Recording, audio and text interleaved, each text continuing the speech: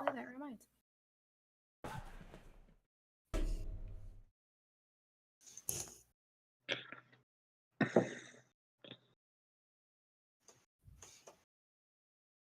Alrighty, welcome to another session of Tomb of Annihilation after a lengthy hiatus. We have lost a player, but we've gained two more who will be joining during the session today. When last we left our intrepid adventurers, you had reached in your quest for the Soulmonger to end the horrible death curse afflicting all of Faerun, you'd reached the cliffside monastery city of Kirsabal, occupied by the winged race Aarakocra, to which Bran Blackfeather belongs, but never had really interacted with. There you learned of a ritual which would allow you, well, first of all, you were able to get a great view of the countryside. And you also learned of a ritual that would allow you to fly, as the Aarakocra do, for 7 days, I think. I better double check that.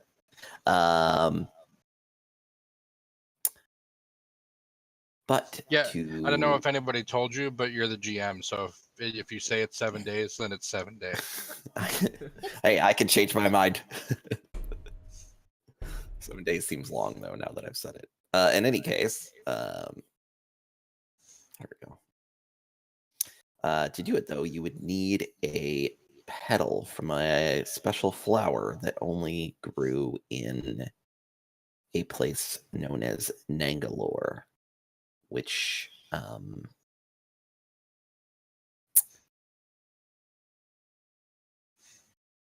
it is a dark place, a once beautiful, perhaps still beautiful garden, now occupied by someone who was cursed by the ancient, well, not ancient, but the Cheltons several hundred years ago to dwell forevermore in the garden in punishment for her betrayal of the now fallen nation. Ironically, she has survived those who once cursed her.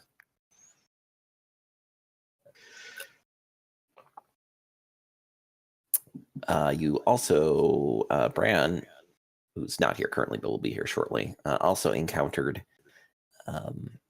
a teenager named, who said her name was Princess Moxanare, and she said that she was the rightful queen of Chult, hiding here, descended from the lost line of the city of Omu, and that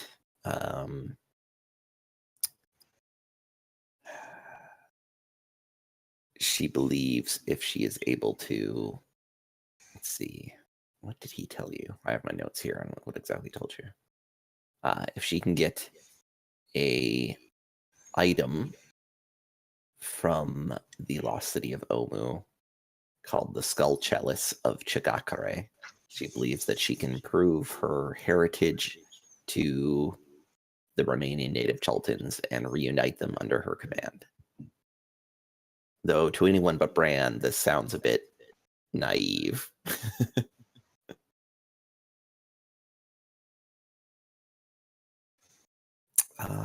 Otherwise, there's stuff in notes if you need to be reminded of anything else, including some of the locations on your map, which I will now link in the chat, as well as you can find it as a reminder by clicking on images and maps and going to new, and you should see all the things that I've shared with you there. And I believe the plan was to head back to your canoe, which you'd stowed by the river, and then head south on the river to Nangalore, which you know kind of the location of.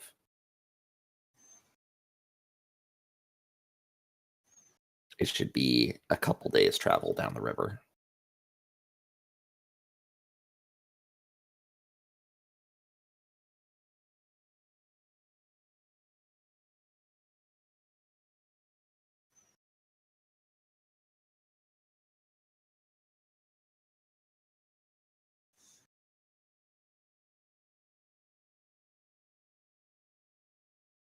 I think that concludes my summary.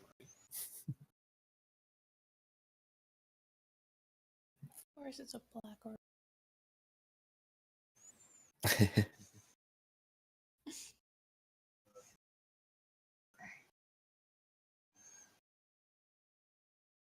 So, you are at Kirsball, which is like, I believe it should be labeled "You are here." There should be a green pin, and then the other green pin southwest of there is where this is the approximate location of Nangalore. So, and then you have your canoe hidden just a little bit southwest of you by the river. So you're gonna head south down the river, I believe was the plan, then stow your canoe again. What was the circled location to the east? That was a place that people warned you about as being like a big old dangerous sinkhole.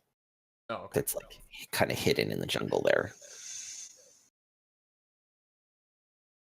So that's more of just like a warning. Here, actually, now that I know how to make pins, just do that. Here, there be monsters.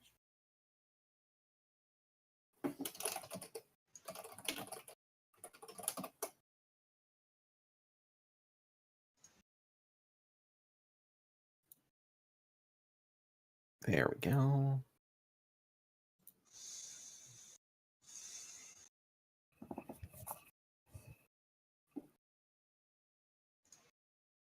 You also saw to the west from atop Kirsabal, and I think also from top Firefinger when you were there before, a earth mote floating in the air that they told you was referred to as the Heart of Ubtao, that had been recently,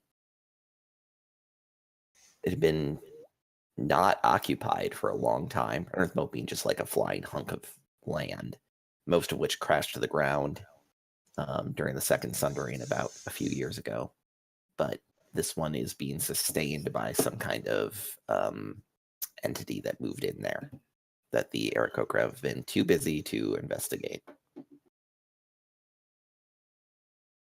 We don't have time for that right now. It's true. Plus, I think you determined that your overall plan was to get everyone the ability to fly, and then fly to the heart of Ubtao, and then see what you could see from there, because it should give you a better view of what's south.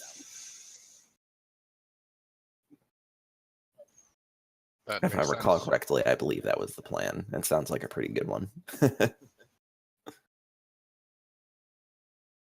That was.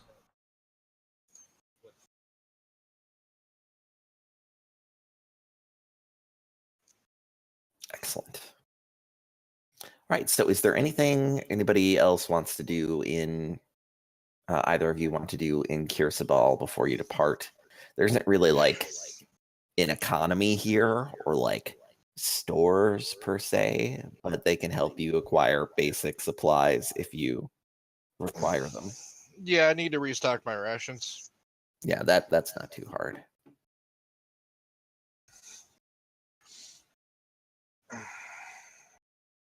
I'm hoping that the respect that I showed to their traditions gets me a bit of a favorable disposition when it comes to acquiring materials from them. Hope they don't gouge me too much is all I'm saying. Oh no, not at all. These people are not deeply, you can see that these people are fairly ascetic, so they're not deeply committed to their material goods. That said, I mean, it still costs them effort, and they like to trade with some of the other areas for things that they need. So they will be asking for, reasonable sum. Looks like they'll be, this kind of standard price for rations is 5 silver piece per day's worth of rations. They'll give them to you for 3. Okay. 3 silver pieces per days of rations. All right, so I'm gonna get 2 weeks worth then. Cool. You gonna adjust my funds for me? Sure. Yeah, I'm right there, so Okay. I can do that. Just wanted to make sure before I started doing it too, because I didn't want to pay twice. That's 7 gold. I should have it. You do. Now you have 16 days worth of rations. You all still seem pretty good on incense for insect repellent. So that's good.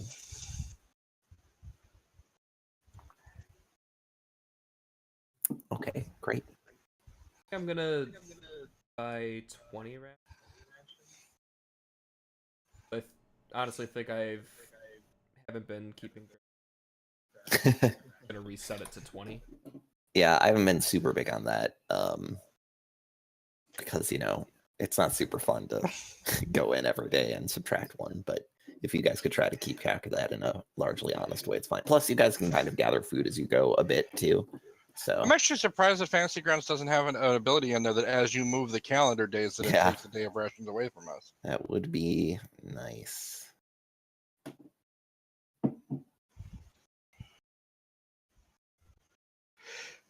Probably like a macro at some point. Yeah, I bet I could find that. But like I said, I continually learn more about how Fantasy Grounds works. There's an almost endless amount of tools for running games in this program.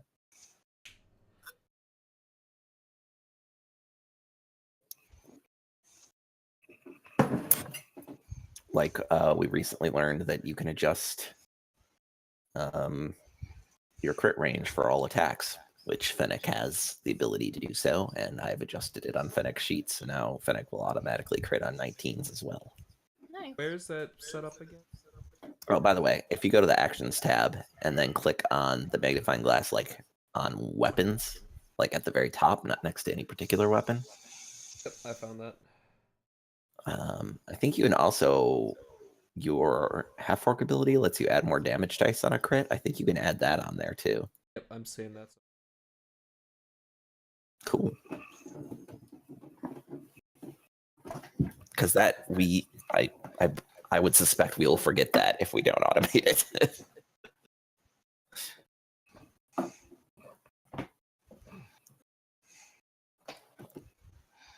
Fantastic.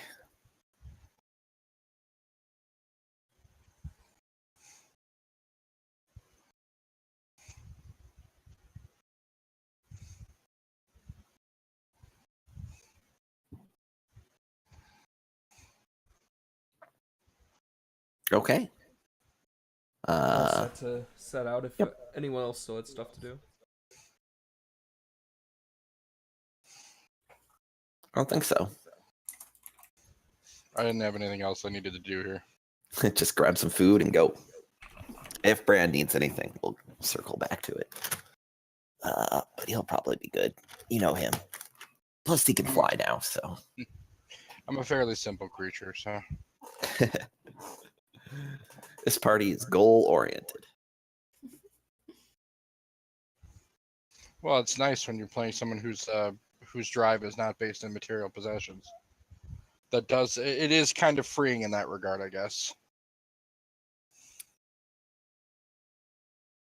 You make your way back down the rather treacherous climb to Kirsabal.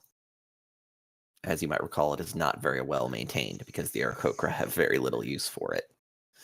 I won't make you roll to go back down. But if you go up again without flying, you'll probably have to make some effort. Let's see here. All right, so. Oh, and also, well, I'll get to that later. You have your other party members, your NPC party's members with you as well. Kawasha, the druid, Azaka, Stormfang, who you learned has some potent and mysterious but possibly dangerous abilities.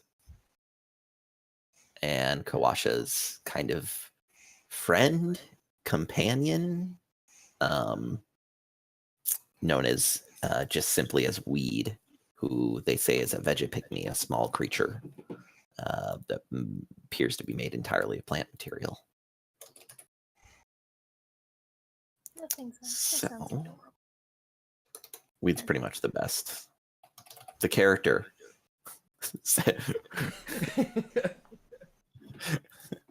Yes. Just to specify the clarify for character. Twitch moderators here. Wait. Do you Um, think people would think that?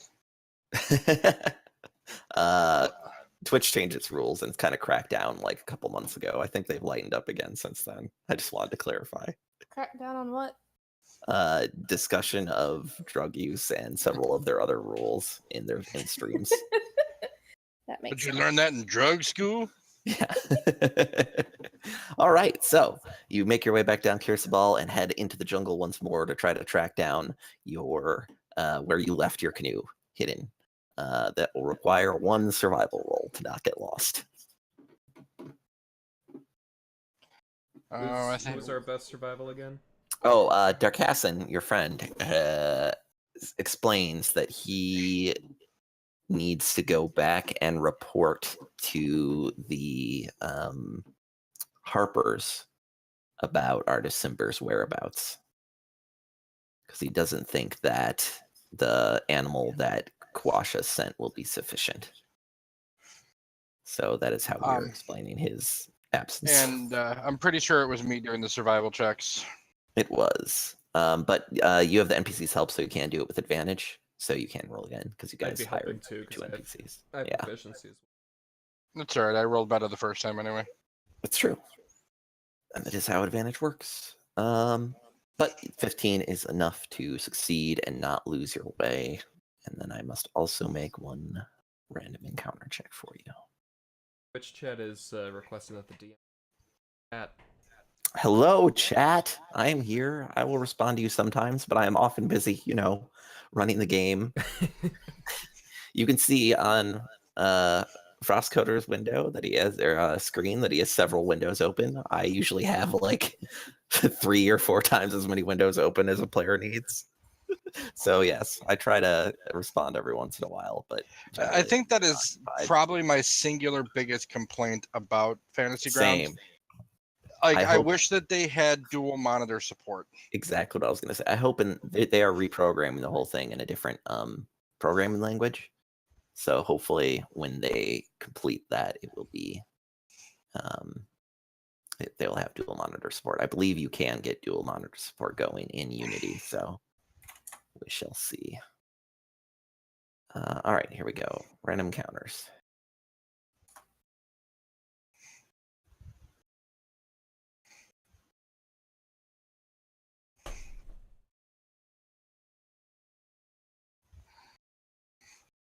It's funny, the shadow dice always show up as 6-siders, regardless of whatever type you roll. That's interesting. That's one of those things that I don't know because I only run. When someone streams some of the windows, that's not a bad idea. Usually I have the PDFs open up on my other screen so I can like consult 2 things at once. Ditto. Although at this particular point, I actually have the Twitch stream going on the other one, so I can monitor chat. All right, so you're able to find where you hid your canoe. It was not very well hidden. I believe the DC, the DC of it was 8 to find it. Fortunately, it is still there. Nobody, both your canoes, I should say. I believe you had 2. Yeah, because Yep. we had taken one from that other. Yeah, The from the lizard lizard folks folk that you had guys just fought been- on the river. For the record, they started that fight. They certainly did. Remember who drew first blood. And I believe Oh. one got away. Just one. Yeah, but I mean, I think the tides on that battle were immediately turned because we took their leader out like instantly. Hey, yo. If I wanted to find this stream, what would I look up? Oh, Oh. What would I look for? Yep, I linked it on my. I usually link it on my Facebook page too. But we'll stick it on Discord there. All right, and from there you head down the river. Now you don't. I'm explaining this because there's new players. Navigation is a big part of this game and not getting lost. And so far the party's been pretty good at that. But when you're headed down a river, you don't really need to make navigation rolls. It's not like Usually. you can deviate. Well, you can. I mean, like, there's branches off the river that aren't really depicted on the map and such that you could get lost in, but that'd be a little bit silly in how this currently works. Also, they travel a bit faster on the river than they do. Usually on this map, it's 1 hex per day of travel. You can travel faster if you want to throw caution to the wind, or slower if you want to be very cautious. And the canoe lets you travel 2 hexes per day or more. If I'm But not mistaken, though, like with the canoe, though, like we're pretty much stuck at two hexes per day minimum, though, aren't we? Like we can't really go slower than the river goes. You can. There's a chance you could go 1 hex per day, but unlike if you wanted to try and travel slowly. But you're not going to travel no hexes. On that topic, you just want to travel at a normal pace on your way down to Nangalore? I see no reason not to. I agree with that.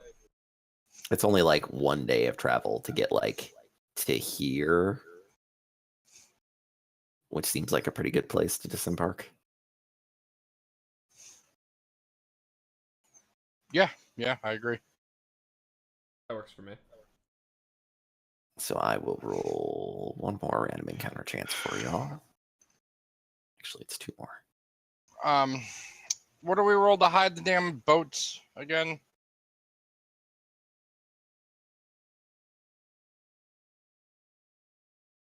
Probably a stealth or survival. Probably, yeah. I would actually say a stealth check. Okay. You're up, pal. That ain't me.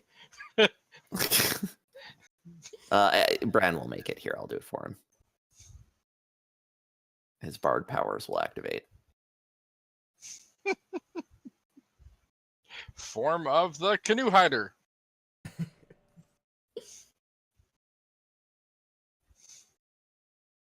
Our powers combined, I form Captain Bardigan. But once again, he rolled quite poorly, just like last time. But none of you are trained enough in stealth to really understand how poorly hidden it is. So basically, you guys just stick the canoes in some bushes, but they're kind of like sticking out. Like one end is sticking out of the edge of the bush. Probably think if anyone sees this, it'll just be more difficult for them to get it back out than worth their effort to just take them. Say, can I safely assume that I could like perceive how well they're hidden? Because I'm actually good at finding hidden things. That's I'm just true. terrible at hiding them. That's true. Belisar has mom powers. That's exactly right.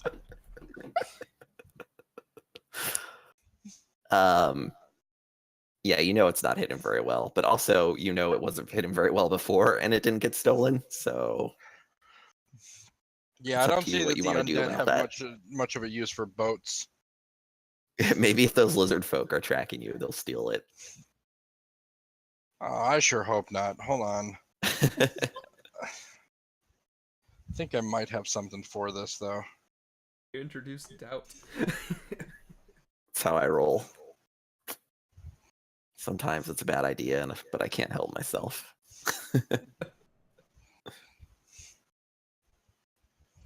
Okay, I got nothing. Nothing that would last long enough anyway.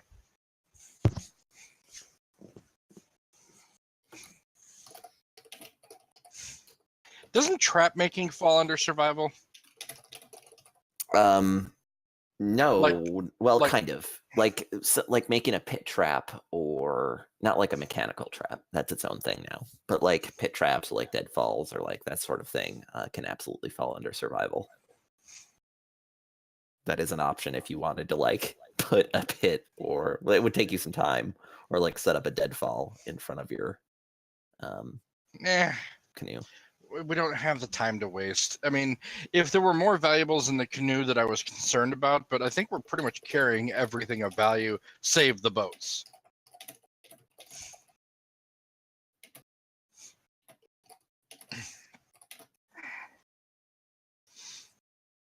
All right.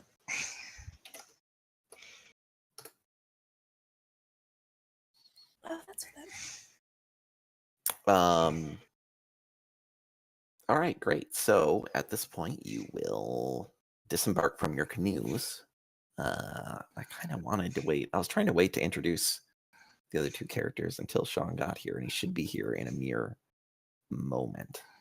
So he said he'd be here in 20 minutes at least. 20 minutes ago. So let's take one more very brief break, grab some water or something, and then we'll begin in earnest now that we've taken care of kind of the bookkeeping of this session. I just don't want to have to repeat the introductions to the new characters once Sean gets here. Could just make him watch the stream. That's true. Go back and watch the VOD. I could make a stream marker for, hey, here's where the character introductions are. Now go to there and then we'll pick up.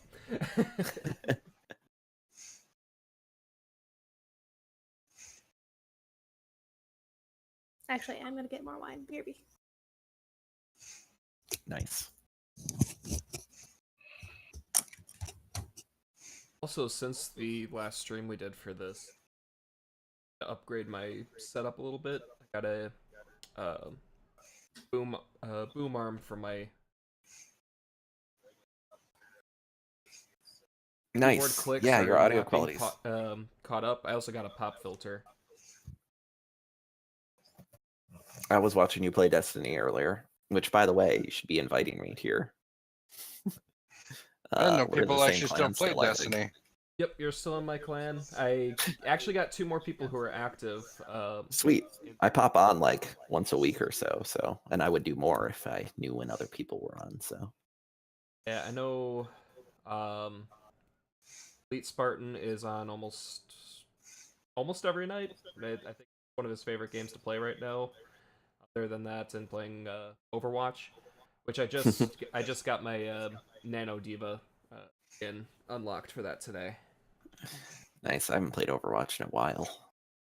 Oh, Yeah. speaking They of have- games that we haven't played for a while, have you seen the new game mode in League? Oh, the Nexus Splits? I did Yeah. play League for the first time last night, but in like months. But I just did some ARAMs. Is there a new play mode? I'm gonna have to check that Yeah, out. it's called Nexus Blitz. It's 2 lanes. It's 5v5. It's 2 lanes. Well, sort of. It's like the 2 lanes are almost intertwined. Like there's really no space in between them. And then the northern area is a jungle area, but the camps are so hard that you need 2 junglers on each team. Like it's designed for you to have 2 junglers on each team. But what makes it interesting is that there are events that pop up.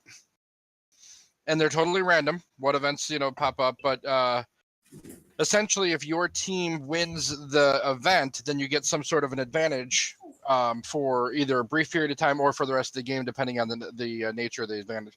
Like there are some that like give you like a massive hit point shield that lasts until you've taken damage to get rid of it and it never regenerates. But then there's one like where you get a catapult right next to your fountain, so you can launch yourself back into battle. This does sound like fun. Definitely gonna have to try that out. And it's awesome too, because if the game goes too long, then an event pops up that's actually just called Nexus Blitz, and basically yours and your opponent's Nexuses get up and start charging in the middle of the battlefield. I was wondering why my ARAM queues were more than like instant last night. It must be because everybody was off playing that mode instead. I should have got on board. Blitz is interesting. I will say that. I also got back into WoW a little bit. Hey, there is no shame in that whatsoever, because quite frankly, Battle for Azeroth is one of the best expansions they have ever made. Yeah, I honestly think that it's starting off even better than Legion did. even I'm considering it. So, like, Yeah, I'm depending on what my budget is this next paycheck, I might pick that up. I've had several people tell me that, in their opinion, it's best expansion since Lich King. Dang, that's high praise. Yeah, so the story is excellent. Still level, like, I think 112, so still getting caught up on the story there. Well, I understand. I wasn't going to spoil anything with the story, but I mean, like, even like the jump point from the story, like, building up to the expansion. I mean, I'm sure anybody who's played already knows this, but I'm sure everybody else has seen this stuff with the various things going out there. But essentially, Sylvanas, I wouldn't even say the Horde, just Sylvanas decided to burn down Teldrassil. Just we're done with this tree now. And the response from the Alliance was to sack Lordaeron. And some crazy stuff went down with that. Like, I have a newfound respect and a newfound fear of Jaina Proudmoore. I'm giving Sean literally one more minute, and then he will just have to catch up.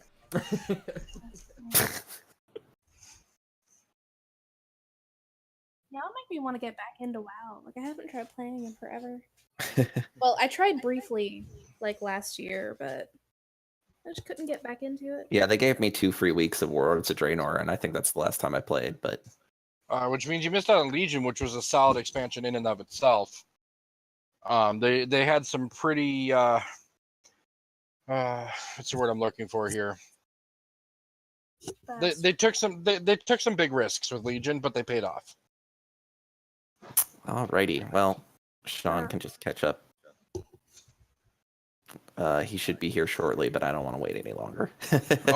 One last note on WoW, and then I'll be ready to go back into full-on D&D. So I recently unlocked the Dark Iron Dwarves, and I will tell you, the background behind them is amazing. Like, the build-up story to unlocking them is incredible. Sounds like fun. Yeah. Anyway. Alrighty, so we're gonna cut back a moment to our new players. First of all, hello. Please state how you'd like to be referred to, and your character's name, and might as well just give physical descriptions now as well. Of your character, I don't care what you actually look like. True story. That hurts. That hurts a lot.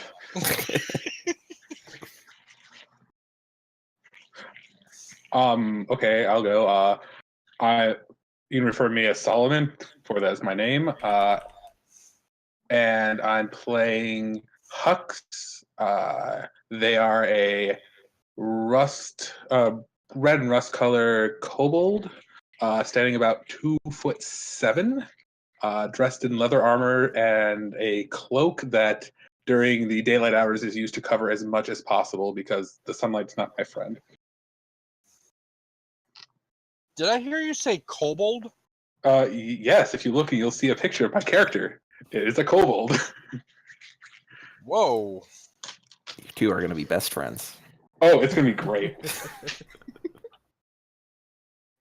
Anyway, I'm Angel. I'm playing Tabaxi Arcane Archer named Shining Rainbow Flight, aka Shine. She's always had a bit of an obsession with sparkly things, hence the rainbow. But she's about 6.5 feet tall, and she's a jaguar tabaxi. Fantastic, thanks. If memory serves, that particular race does not actually shape change. You just are kind of like a were-cat almost, right? Yeah, cat I'm person. just cat type. Okay. Ears, tail, claws. No, I totally understand. I just wanted to make sure as to not get confused with the NPC that we walk around with that actually turns into a big cat. That is true. That is a different thing. Wait, what? Oh, we have a cat too? Sort of. More were-tiger? Gonna get along great. I'm gonna piss it off so bad. Things are She actually complicated. doesn't get along with anybody. She tolerates everything, though. Well, she is Just like a were-tiger. cat. She is a tiger. Exactly. Great. So, Shine and Hux, you've been working together for some time under the guidance of the merchant prince Xanthi, who is in charge of the jewelry, amongst other things, the gems and jewelry trade of Port Nyanzuru in Shult, which is an extremely lucrative branch of business. Chult is well known for its gems, though they are these days extremely dangerous to extract from the mountains. There are still abandoned mines and ruins filled with all kinds of beautiful treasure, which you two have been sent out several times to retrieve, bring back. This time it's a little bit different. Xanthi is concerned. Merchant Prince Xanthi is concerned about this death curse and received information about a archmage from Faerun proper, the north parts of Faerun, that hired an expedition of adventurers to go into the jungle and find the source of the death curse because they received information that it is in Chult. Xanthi also wants the Chult, although she herself is not suffering from the death curse currently, due to the nature of her work that is mostly employing people to go out into extremely dangerous situations in the Chultan jungles and retrieve treasure and then bring it back for her and her merchants to sell. It's really cutting into her business, and she also seems, to be fair, legitimately concerned about like the people of Chult who are suffering from the death curse. So for once, business and compassion are met in this woman, and she has asked you to kind of track and follow, as you're both pretty darn good at that sort of thing, this expedition, and then kind of meet up with them. They left a few days ago. She didn't receive this information immediately. And she believed that they were traveling by river to like the very south end of the river Tiriki. Using this information, you were able to kind of follow. Obviously, you can't track someone on canoe, but you were able to. You've traveled a bit slower through the jungle than the expedition because you've had to kind of examine the shores of the river as you travel down it yourself. Eventually, you were forced to.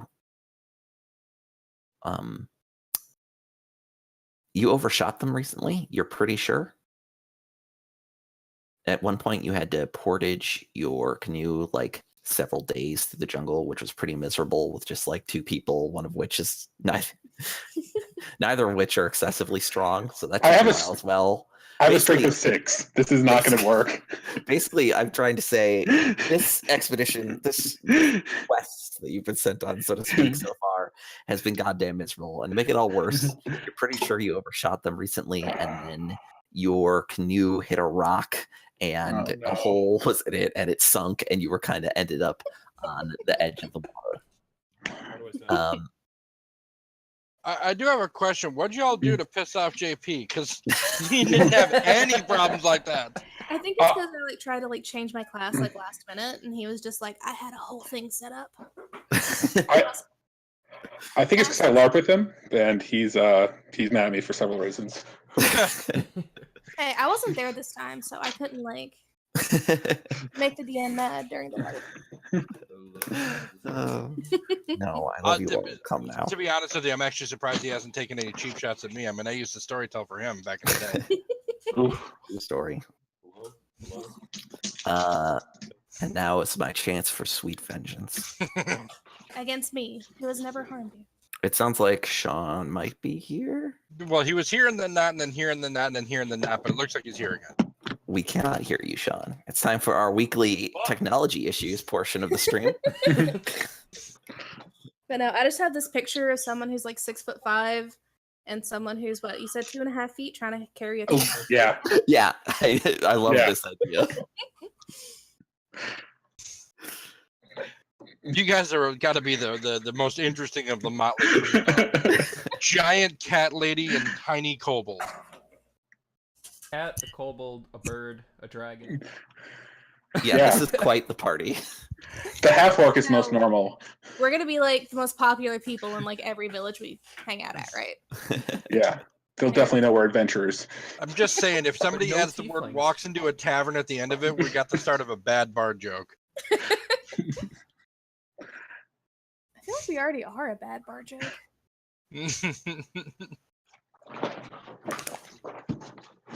No. Sorry, I have an overly enthusiastic pit bull trying to like hop into. Oh, That's all right. I'll have an overly enthusiastic cat probably trying to bother me soon.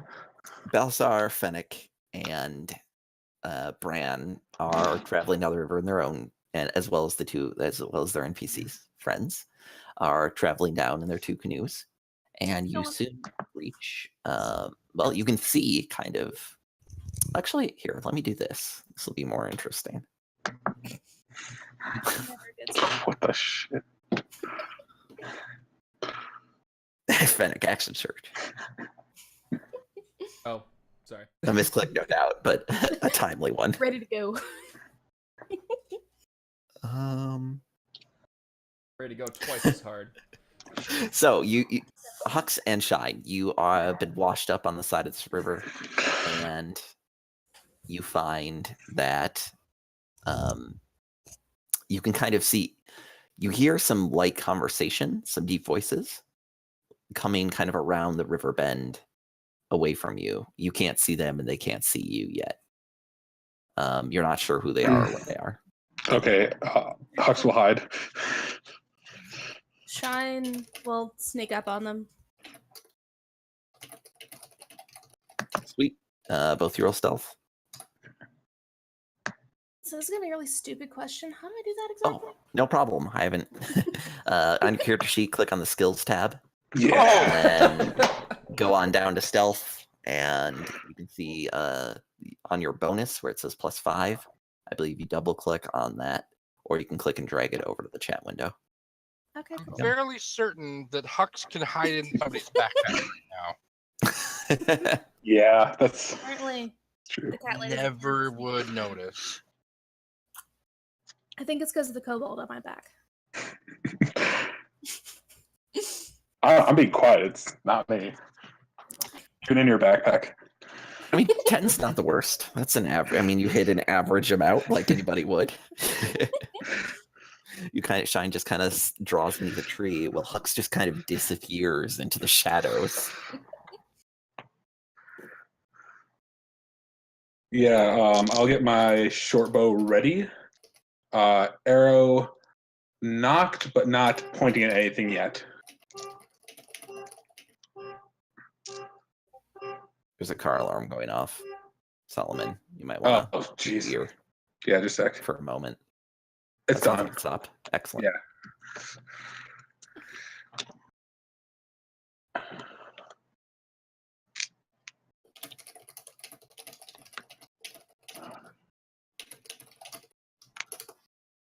So wait, okay. So do we have like a description of the party that we're looking Oh, for? yes, absolutely. And they're pretty. Why don't you? What an excellent opportunity for Balasar and Fennec, at least, to describe their characters. Balasar is a shining silver example of a dragonborn. I mean that quite literally, as his scales almost reflect the light with how chromatic they are. He carries a shield that bears bears a religious crest upon it. I don't know whether or not you'd recognize it, so I'm not going to spoil the surprise. What does it look like? Just get a description. You know what? There's probably something for that. If you want to help me pull up an image of that. It basically just looks like a dragon's head. Okay. In profile. Okay. A white one, isn't it? Usually, although it can vary. But anyway, it's supposed to be silver, actually. So, well, okay. Platinum. So, yes, platinum. That's the important part. But otherwise, his armor does not appear to be particularly ornately decorated. The shield seems like it's seen a lot of TLC, but the armor is just as plain as any armor one would expect. Mm-hmm. I believe I'm wearing scale. Yeah. Much to my chagrin, I'm wearing scale. But not ironic. Well, yeah, exactly. I mean, that is the definition of irony when the Dragonborn cleric is forced to wear scale mail. I heard you like scales, so I put some scales on your scales. I felt like being redundant today. Yeah. All right, Fennec, what do you got? Fennec is a large, tall, pale green person. Short cropped hair and just pale yellow eyes, donned in his Excuse me. pretty dirty, grimy chainmail. And he has a look that he likes to dig around in the dirt a lot. That's true. Let me see if I can describe Bran Blackfeather. Well, Bran is a Aarakocra, so he's like a bird person. He has blue feathers, actually, mostly blue, some like white feathers. Looks a bit like a blue jay, I believe. And he often wears kind of clothing that definitely like strikes the balance between like practical and flamboyant. Clearly some sort of like entertainer's garb, but made out of leather and something that's things that are easy to move in. Okay. And the other two? The other two are guides that you actually know of already. They are Kawasha, who is a human druid from Chult. He has dark skin, wears green robes, associated with the Emerald Enclave organization of kind of wilderness protectors. He's well known for discounting his services as a guide for those who promise to aid him in cleansing Chult's jungles of undead. And then also Azaka Stormfang, who's another Chultan. She's a Chultan woman. Again, dark skin, kind of dreadlocks in braids. And she is well known for being a very strong warrior who has excellent, like, literal survival guide skills. She's a little voodoo doll. That's cute. And then, yes, there's also there's images of these, I believe, that you can see. Yeah, I've got the Twitch stream up just so I can see what's going on. You can also find those in your images, I believe, under the handouts. But there's Kawasha and Kupalu, who's pretty great weed. And there is Azaka. Excellent. Oh, here. That's kind of the ads that they post in town, which you would have seen as well.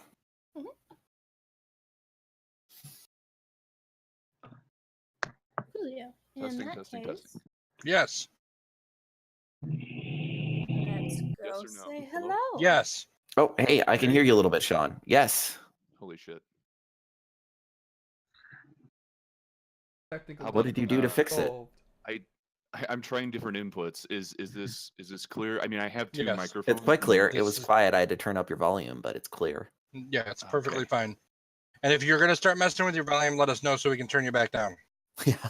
Because otherwise you will deafen us. Okay. In a moment, I'm going to turn it up, so everyone might want to compensate.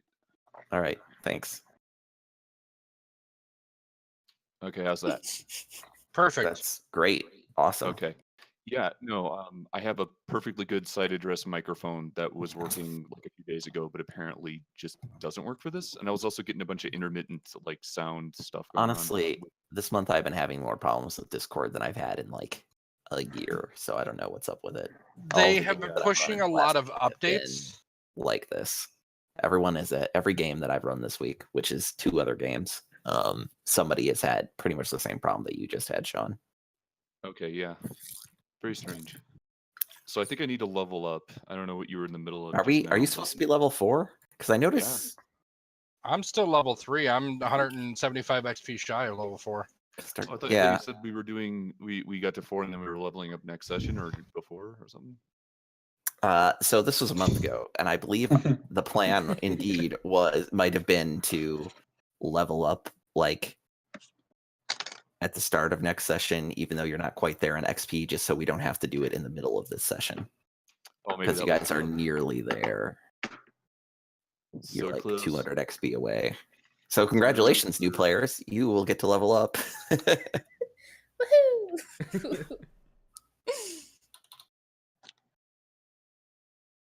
So yeah, I guess now is as good a time to do that as any, as you're about to all meet the new people. Okay. What actually happened then?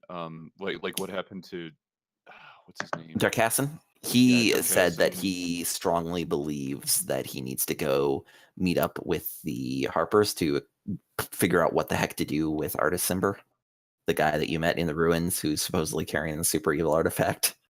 Okay, got it. Because upon reflection, he is determined that he really doesn't know if it's a good idea to leave this guy wandering around the Chelton jungles with this thing. But also, he knows he can't handle the guy. Like, he can't take it from him. That's not going to work. So he's determined that it's probably as important as the Death Curse, or pretty close. So he didn't actually set off into the jungle alone. He went with some Aarakocra to get back. Okay, so are we gonna go ahead and increase that level, or? Yep, go ahead. Level up to level 4. How do you do that? We Oh, can't. just- Same how. Just go into library and then click on the player's handbook or wherever your class is from. I guess you're often the player's handbook. It doesn't really matter. And then there aren't any other classes yet, just specialties. And then click and drag your class over to the class area on your character sheet. And it should Gotcha. pretty much do most of it automatically. Oh, there we go. Okay. Sometimes there are choices you have to make that it doesn't exactly, like, for instance, if one were an arcane archer and you got more arcane shots, you would have to do that kind of manually. But in general, it should add all your stuff auto-magically. Okay. Yeah, it looks like everything we loaded, like with the module activation and everything, did not save or something. I don't know. Well, that's weird. Are you on a different computer? You shouldn't be, because it let you log in. Huh, Yeah, that's I peculiar. don't know. Oh, sweet. Level 4 is also an ability score improvement. Yes, it Yeah. is. Speaking of which, is there a particular way we're supposed to do it? Because I gained 6 hit points, but I'm raising my con to a new modifier, and that's retroactive, right? It will Yeah, automatically I don't apply know. that too. Yeah, it might automatically do it. I think it does. I'm not sure. It But if didn't. you raise- It bumped did it? my hit points from 21 to 27, but it didn't apply the con mod increase. I just Cool. bumped it. Yep, that does apply retroactively. So No, I'm saying it did not do that. yeah, I know, but I meant Oh, it's sorry. supposed Okay. to. So let's see, how many hit points are you supposed to have? It's a It would be D8 for bards. Yep. So you're supposed to start with your current con. You were supposed to start with 10, and then you're supposed to gain 7 per level. I think it would be 31. Yep, that sounds because correct. Makes sense. because I get +1 per level for that. Yeah. Yep. I was just doing it 2 different ways because I don't always trust my math skills. There, I fixed it.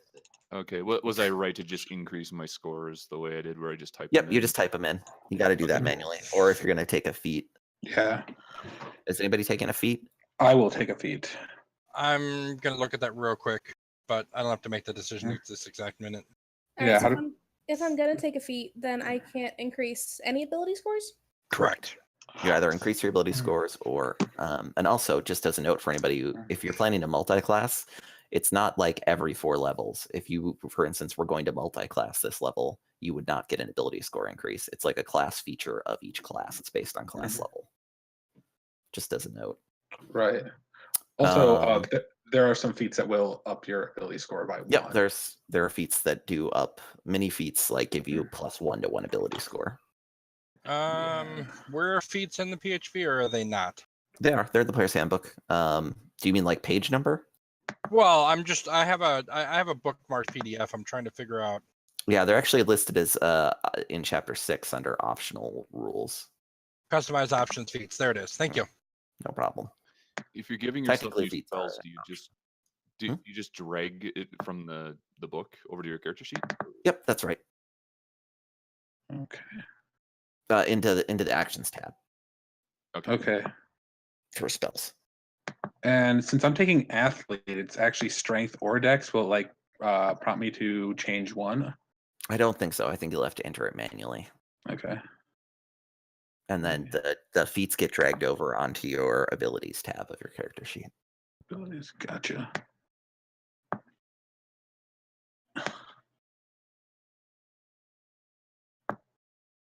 Oh, yeah.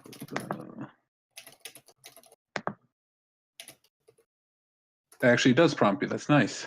Oh, sweet.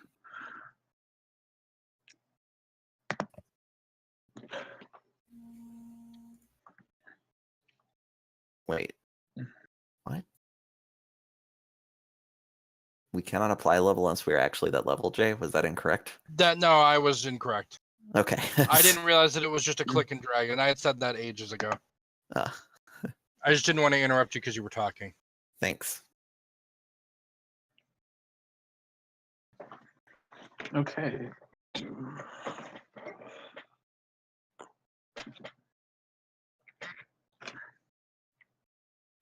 I'll explain while everybody's doing this. I'll explain to Sean what else happened this session just very briefly. You left Kirsabal. Some people picked up some rations. If there's any like really basic equipment you want to have gotten, just let me know kind of later or during, or just kind of add anything at the basic price, as long as it's just normal stuff you could find. Damn it.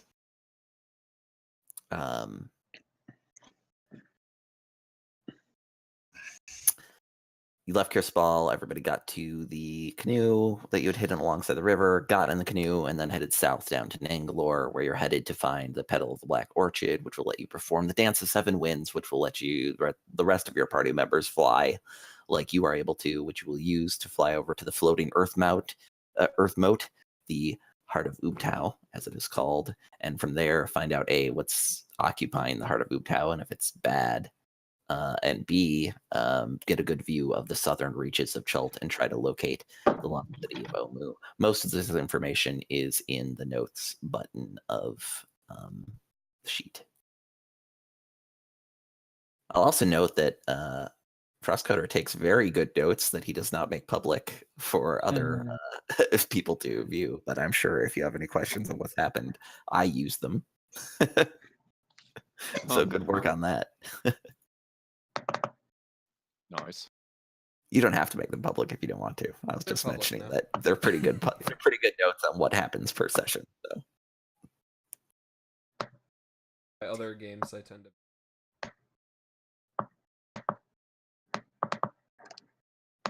Alright, so I wanted to take the observant feat. So does that mean that I get +5 to perception and investigation scores? Did I just add those to like the miscellaneous area on the skills thing? did you add the feat to your sheet yet? Yes. Let me see. Yes, you did. I found a feat that I'm gonna take. Oh, okay, changed your mind, huh? Yeah. It was the thing I was gonna add one of my points to anyway, so. figured it I'm would. gonna take Warcaster. Ooh, that's Oh, yeah. nice. That's an extremely good idea. The observance to your passive wisdom and passive investigation. Oh, it's passive wisdom. Okay. So what does that mean? Let me see if it added it automatically. Passive is like when you're not actively looking. It's something that I consult. There's just like if you walk into a room, it's kind of just like your basic stat, and it's something that I can edit on your sheet. I just need to. Yep, it is adding that automatically. So you can see on the main tab of your character sheet where it says senses and then perception. The number listed there is your passive perception. And you can see it's adding a +5 for a total of 18, which is crazy good. Huh. So basically, without rolling, generally speaking, anything that's DC 18 or less, you'll be able to sense. Especially with dark vision, that seems like it'd be useful, so I'll keep it.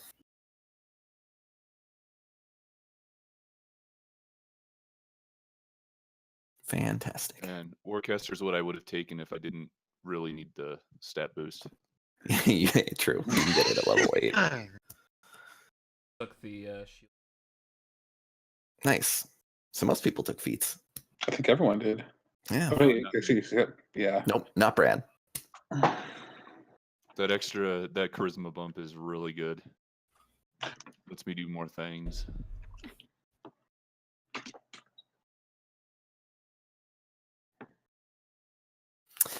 So you were headed down the river in your canoe, the River Olung.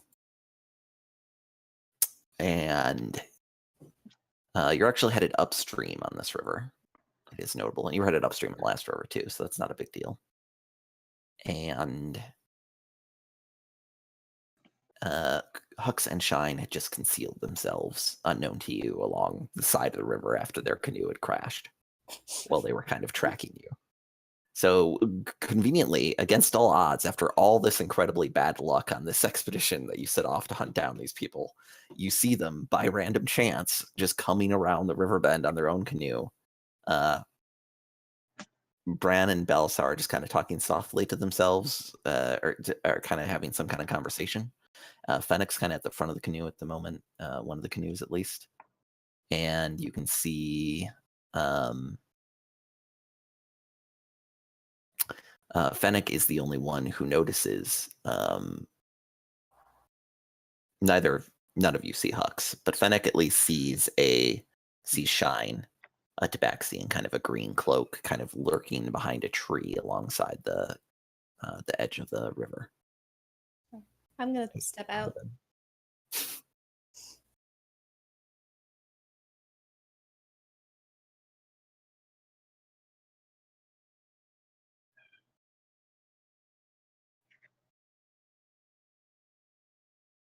What time of day is it?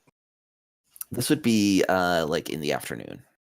Okay, is it overcast or is it direct sunlight? Oh yeah, that's an important question for you. Very much so. One moment. This is the first time I've actually decided to use this. I have a random weather table.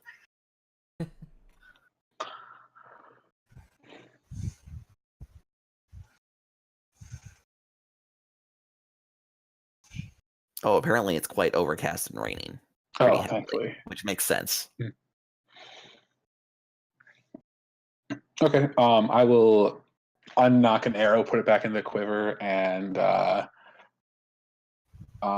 still be hidden, but about to come out. I just don't want to like run out and get somebody like, oh shit, a kobold, and kill me.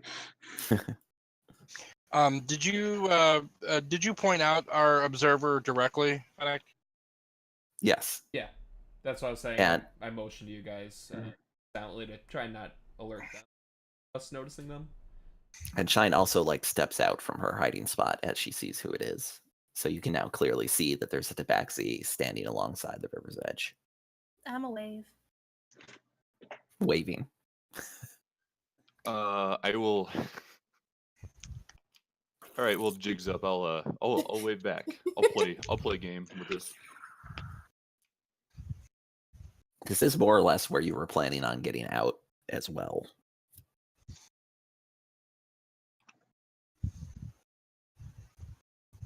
Are you pulling your canoes up on the shore, or are you just sailing by? What's the plan? I use my amazing navigation skills to direct him how to dock it. Okay. You can No, can beach the canoes. Start like issue. signaling you guys, like and plane operator. Just all right, guys. Didn't take the sailor background for nothing. I'm going to cover myself up as much as possible, so I might just look like a really, really short gnome, and then like come out behind Shine, so it's obvious that I am with them. All right. You're not proficient with disguise. Nope. So you're basically just like covered in mud. Noted. Well, just like hood, cloak, hood over. Yeah. Oh, okay. I see. Good stuff. So also a very short figure emerges as you beach the canoes, and kind of stands next to the fairly tall tabaxi. Belisar pulls his shield off of his back, but leaves his hammer holstered. Fennec.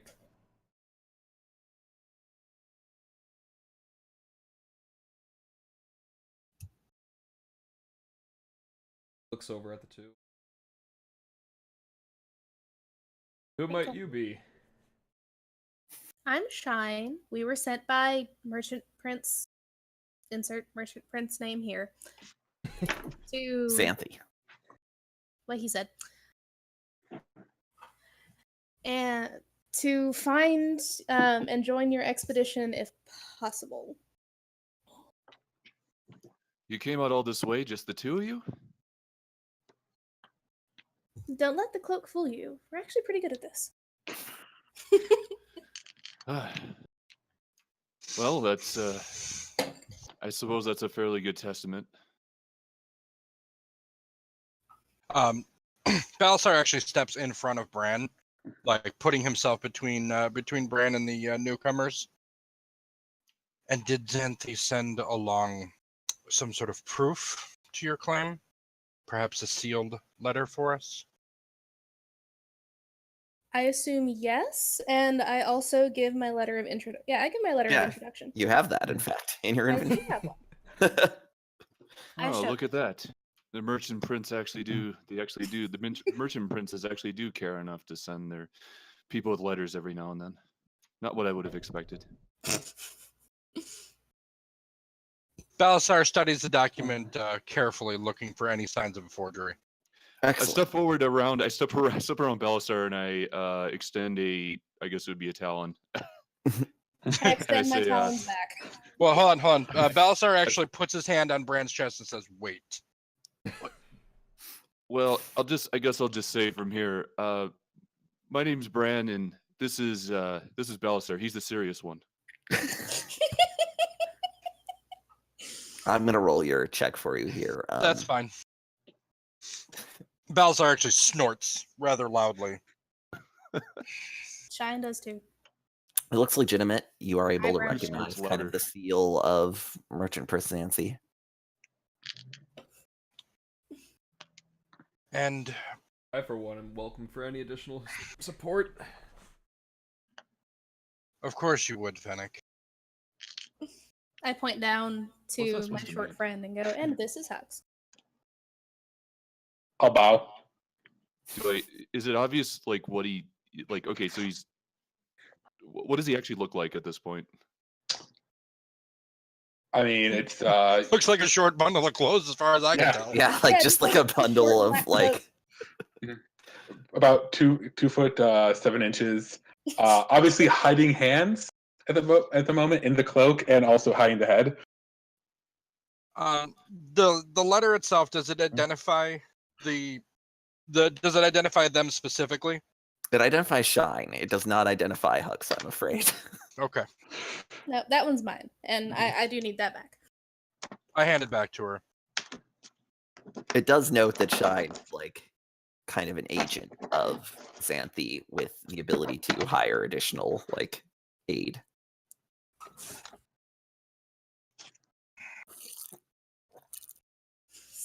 So where are we going? Oh, is it we already? Y'all said that you were cool with me coming along. I know, I'm kidding. Balasar Well, slides his shield actually, back over his where are we backpack. going? I'm actually not sure if we know. Did we actually establish that? We're going we are to headed get. to Nangalore. We need the black orchid petals for the ritual. Wait, what? Sorry, like out of character. When was that? Was that at the end of the last session? Yeah. So they sent us that we need to get the petals of a black orchid in order to get the flight ritual. That was all This is before. the- Okay, that's right. That teenager didn't in happen. camp. And then there was that secret meeting, the thing, and I told you, Fennec, you remember that? Yep. Yeah, I covered all that at the start of the session, by the Okay, way. good. But I did remind everyone that you met someone who claimed to be the princess. And again, a lot of this information is also summarized in the notes. If you press the notes button on the right side, there's a good deal of information. Okay. It's hard to imagine Now this is public own session session. notes I've been keeping. Sorry, what?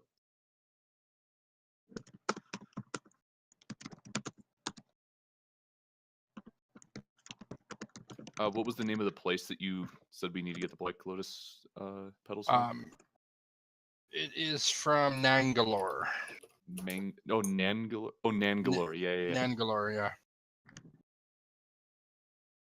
Anybody previously, the other party members have done that, but if Hux or Shine want to make a history check, they can.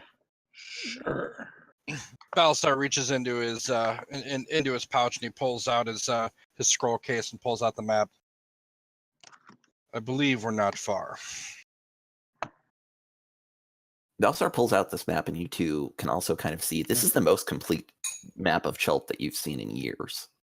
Really? Maps of Chult are very difficult. Modern maps of Chult are very difficult to acquire because the terrain was somewhat altered in the last century by all sorts of horrible events. And it's very difficult to penetrate into the inner parts of the continent, as well as pirates roaming all around the coast, as some of you are all too aware of. Yes. When you put, As Well, well as apparently, Hux and I both have like good knowledge of the area, so. It's true. It looks very, very accurate too. It's literally the map Okay. that you guys can see, by the way. Yeah. When you look at the map, it's literally that. Yeah, that's helpful. you Wait, have so where are we? right now? Fennec filling it in as we're traveling. It's true. Yeah, you Um, can definitely see the parts have been added to it too.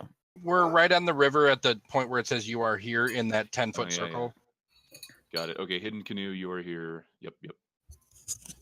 So after studying the terrain for a few minutes, Balsar slides the map back into. Slides the map back into his scroll case. before you do that, Hux will say, "Can I see that just for a moment?" He pulls it back out and hands it to him. Okay. And yeah, I'll just study it for a little bit, using the Wanderer background to make sure everything is accurate. Everything is accurate, and Excellent. it's Let me I'm gonna peek over. see. this is amazing. I haven't seen something like this in ever, I don't think. And it'll give the map back. Never seen a map. I've seen a map, I've just never seen one like that.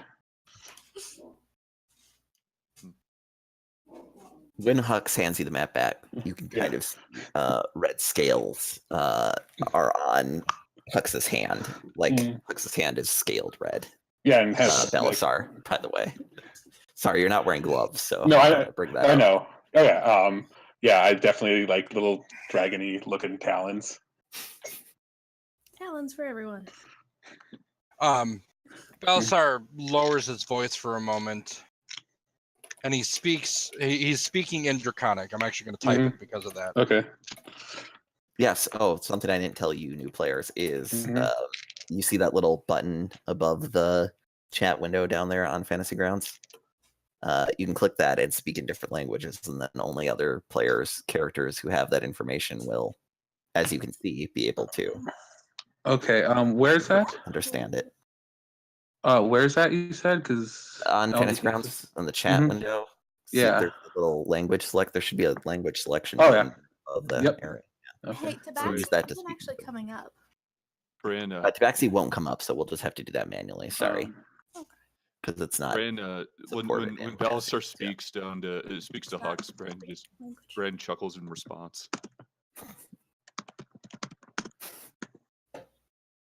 Balsar and Hux do begin to speak to each other in Draconic, clearly. And with that, I will slowly pull the hood back.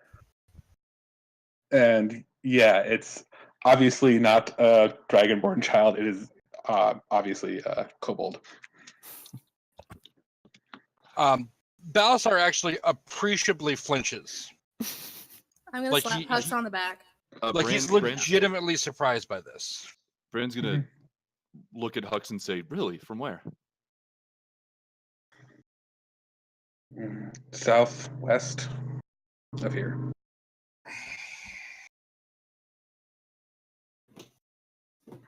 I can only imagine what you must have done to be able to prove yourself to the trade. As long as you know I have.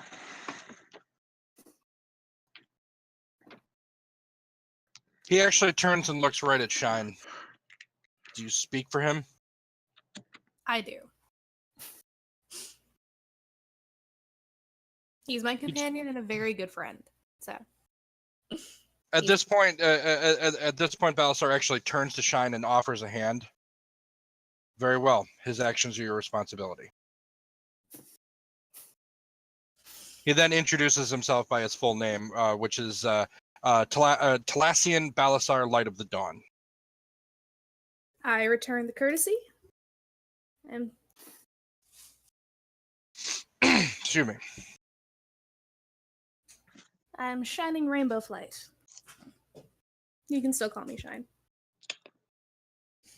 I'm Shine still it just is. Hux. That's quite the name.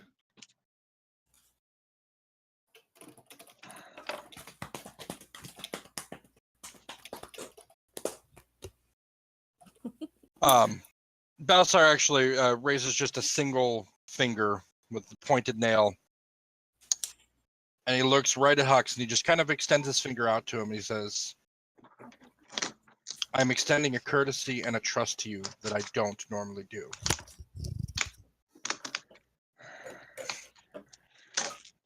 Very well.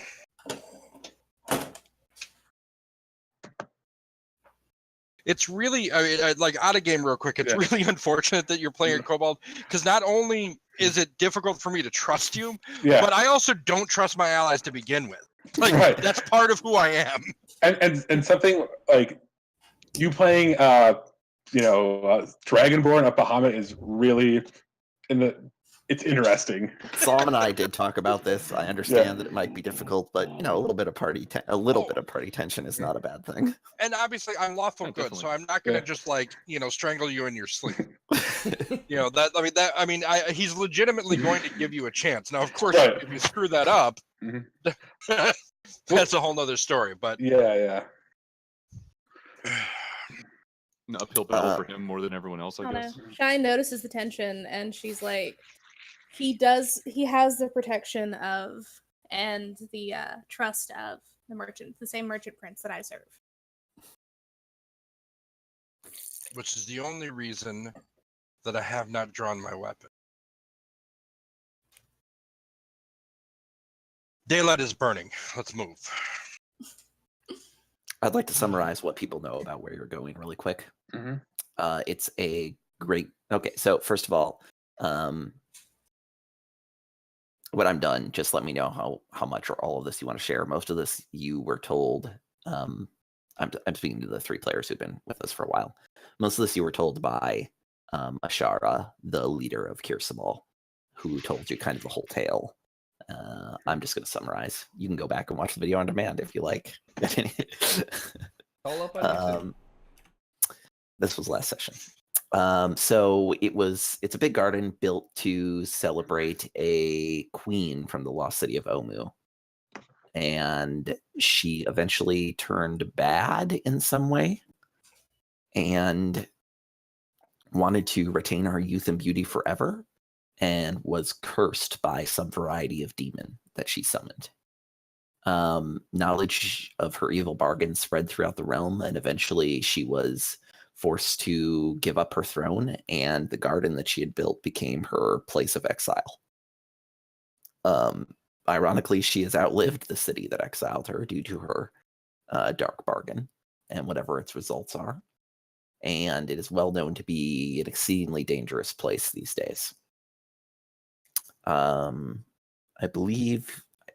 don't think you know about the nature of what she has become. You're not quite sure about that, other than some sort of evil semi-immortal entity.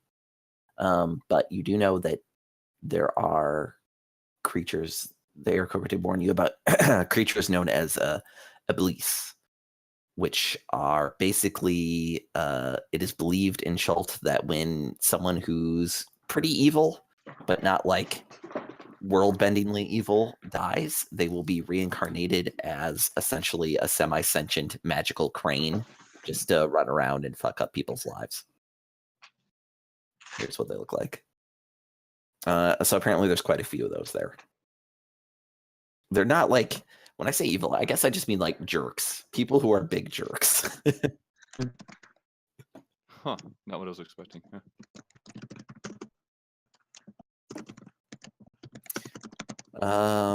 And that summarizes the information. Now, Hux, based on your and Shine, you actually know most of this because you're from Chult and you rolled well in your history check and you're trained in it. Hux, you're not trained in it, but you still rolled pretty well. Your original people, told stories of this place as a very bad place to be avoided, and that was pretty much the crux of the story. Gotcha. Okay, cool. So that is where the party is headed towards. Bran, Belisar, Fennec, do you guys want to kind of like say that you share this information, the information that you have en route as you travel here today? Yeah, that sounds good. Okay. Fine with that. I imagine that Bran will do most of the talking as he usually does. Shine starts singing, going down the river. You're going down. I take that Well, as a you're walking compliment. now, actually. Okay. Whatever. On that topic, let's see if you can find your way there. It Oh, requires a survival Good check. with Me advantage. up again. Who has what the check? highest? Oh yeah, that's a good point. You have survival? new party members. My survival check is at a +4 and it's trained. Okay, mine is at a +5 trained. Well, Mine's With a the new 1. guide. Hux and Belisar will work together to guide the party. This is how we overcome prejudice. Survival, you said? Yeah, and you can roll with advantage. To do that, just Mhm. click the ADV button on the bottom left there. Okay. Those are just some quick modifiers you can add to rolls on the bottom left. Yeah. Are the navigator's tool thing, does that only apply to sea travel for me? Or water travel? No. Let's see. I think we had covered this before. Yeah, my Navigator. skill is not great. I just happen to have that thing based on my background, but I don't know if it's actually applicable. Yeah, I think you are Reading using the it. It's jungle. just your skill is actually less than. It's used, so you can use it with the map to more easily. Like you can plot a course to places you've already been. Got it. Okay. So if you use your navigator's tools and proficiency and use the map, combined with the map and the tools that you have, you can basically make sure that you guys don't get lost if you're going back to some place you've already been. But when you're Okay. headed into kind of uncharted territory, relatively uncharted, it still requires the survival checks to not get lost. Sure, that makes sense. Cool. Also, before you leave, I am going to try and hide the. Oh, If anyone excellent. else is going to help me, would that be a stealth? Yeah, I'm Or- having that be a stealth check. So you Okay. cut out a little bit. Hide the what? The it's canoes. out in the canoes. Does anyone yeah. want to help? I'll help. I Okay. help. I help. a You lot. do have to be trained in stealth. I will Okay. say to assist in this, or half trained Alright. if you're a bard.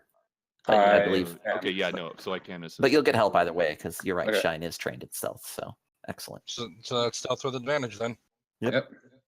Wait, That's a much Okay. better roll. Advantage? wait. How did the advantage happen? Because he Because- was getting assistance from another trained person. Oh, got it. Yeah.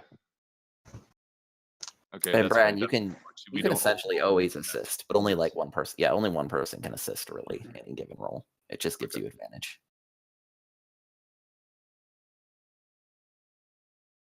Usually, if you're out of combat, you're able to help each other and get assistance. If you're not out of Yeah. combat, if you're in combat, it takes an action to assist someone else, and you have to be near them. So, Sure. all right. So you do not get lost. Tell me kind of. So you don't know exactly where in the circle it is. Do you want to head? There's a hex straight to the south, and there's a hex like to the southeast. Do you want to head more southerly or more southeasterly? The map they have, does it say which, like, would it give an indication? Because I believe the Wanderer one says I can read maps perfectly. Yeah, As a like I said, feature? they know It's it's not- like Okay, it's not on the map. within this circle. It's not exactly. Although I can actually here. I'll shrink it down Do I have a slightly. better idea just because I'm from here and had a high history check? No, because nobody's been in this part of the jungle for like a long time. Okay. I can't get the circle exactly where I want it. Anyway, it's somewhere to the south, like southeast of you. It's somewhere in this like patch of jungle here between the lake to the south, Lake Luo, and the Nazi wastes to the east. Okay. I would say just probably southeast, if that's one of the options. Yep. Okay.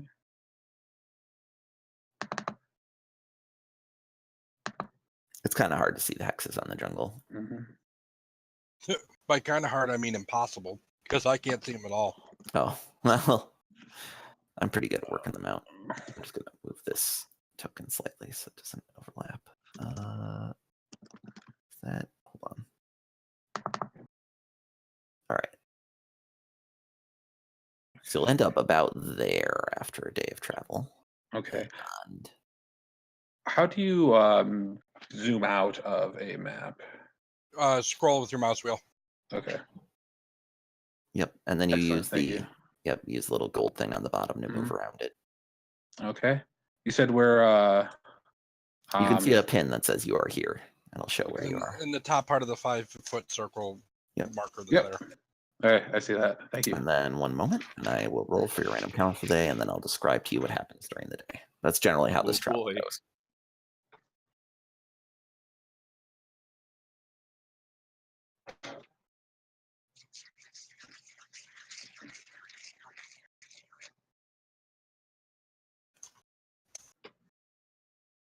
You're able to travel safely through the jungle. A rare experience in Chult. You travel for the day and you don't find anything. You do not find the ruins of Nangalore, but at the end of the day, kind of just before sunset, Bran kind of flies up above the tree line to look around and is able to spot that you are near it. It is you can kind of see the garden about a day's travel to the southwest from here. Okay. So on the next day, unless anybody wants to accomplish anything while you're camping or whatever, No, we just do this whole process again. Yeah. Oh, and by the way, for rations, I believe I can get food for 6 people as long as there's games. So hopefully that will not have to use those. I'll bring up when that's an issue, but now that you're Okay. traveling with Hux, you'll be able to not use up rations unless you would prefer to eat rations rather than whatever Hux brings you from the jungle. Lots and lots of mushrooms, among other things.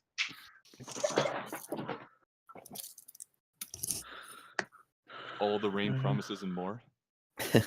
Yep. So survival check again?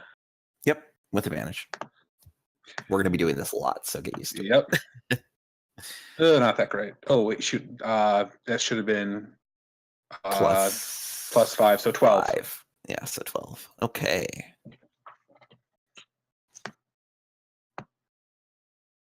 I have my own, by the way, secret hidden pin that I can put where you actually are. Oh, goody. Yeah, there's the pin where we think we are, and then the pin where we actually are. And the fun game for JP is how far apart from those you can get them. Ooh, layers.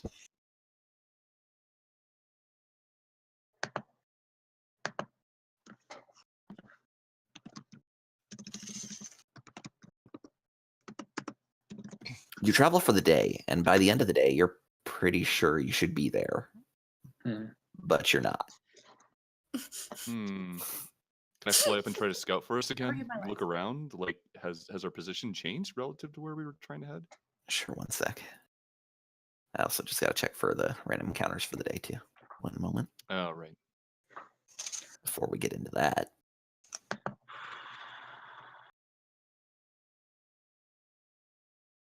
But you don't encounter any dangers along the way or interesting events.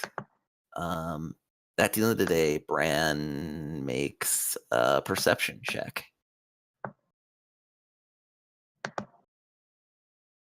All right. Does it seem too quiet in this part of the woods to you? Quasha says this is a place that has been freed of the undead infection that plagues this land.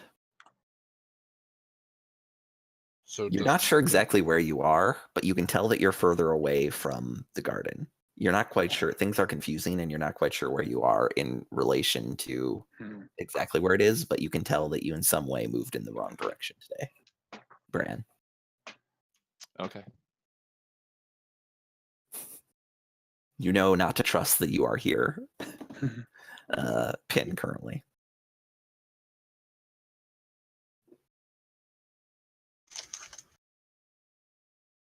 So the sun is setting currently? Are we gonna make camp or?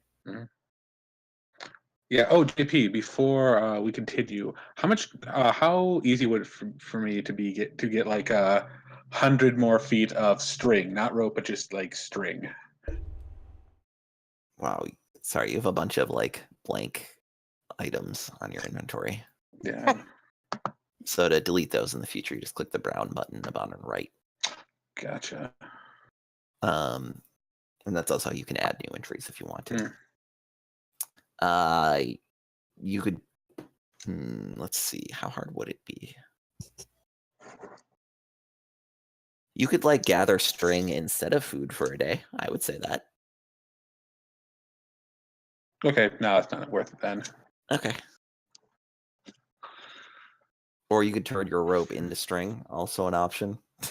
No, I like having rope. On the topic of watches, for my edification, so if you click on the upper right, there's a button with like the letter I and like three people icons. Yeah. Click on that, and that's going to bring up the party sheet. Here you can see, I don't know what all you see. Could you click on that over there? Can you go to you just see the inventory and the order tabs. Okay. Thanks, Frostcoder has helped me out on the stream by letting me see what it looks like from the player perspective. Mine is very different.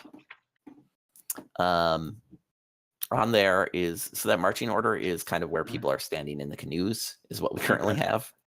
And then on the left, you can see the watch order. Currently, Fennec goes first, then Bran, then Balasar. There's 3 watches. I think you guys had 4 watches set up before Darkassin took the last one. Now that you have 2 more people, how are you organizing it? Like, I'm happy to take like later in the night whenever it gets darker, like super early morning. Yeah, I can too, because I think we both have dark vision. Dark vision. Mm-hmm. I have dark vision. So maybe it should switch to Bran getting up like in the morning. And then Dushine and Hux maybe want to like take the middle of the night. Okay, together. yeah, that sounds good. Sure. Does that make sense? Mhm. Cool. That's just for when I roll random encounters and such, or if I have actual encounters. Alrighty, you don't see the party inventory screen on that tab, which is kind of stuff that you just have that either your NPCs are carrying or that you guys haven't kind of like divvied up between yourselves that don't weigh very much. Okay. Where at? The letter I with the 3 people, if you click on that, it'll bring up, there's 2 tabs on the right side of that window, inventory and order. Oh.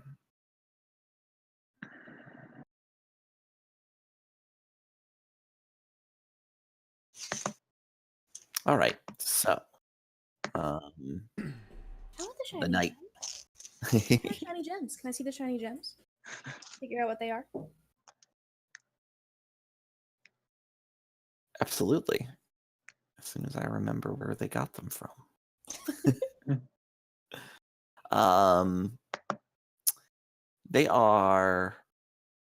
They're not particularly, like, they're worth a decent amount, 50 gold pieces each, more or less on the market. Probably 25 if you're selling them. That's like the buying price.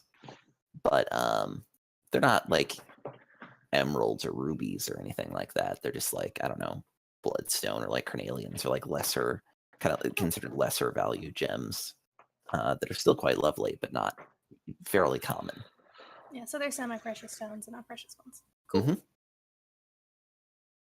And they're extremely shiny. They're very well polished. We'll say that as much. The craftsmanship on them is pretty good. So the next day, you sleep peacefully through the night. You don't see anything on your watches. Another survival check to get back on track. Okay. I believe in you. So much pressure. Oh my gosh. You can do it. Don't mess up. Don't worry. Remember, it's not just Hux doing this. You have advantage, so it's a team effort. Yay. Don't everyone mess up. Spread around the responsibility. Oh my god. Wow, this is really bad luck. Oh, obviously, this place is cursed. We should I leave. thought you were good at this. I am. I can't help that I have a giant dragon man looking like at my back. I get really nervous. It's gonna eat me. It's okay. It happens to everyone. I get hungry enough, I just might. Once again, you travel through the day, and once again, you end up further away than you were. How does this work?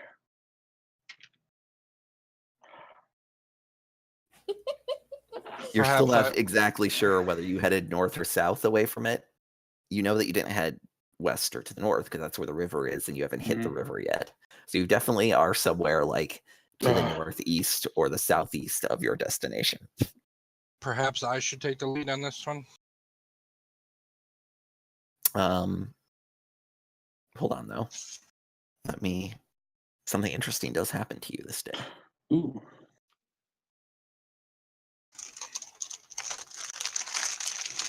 A random encounter. It's a very coming in for interesting the day. save. So sorry, actually, before we even get to that, as you're traveling through the day, that kind of early in the morning,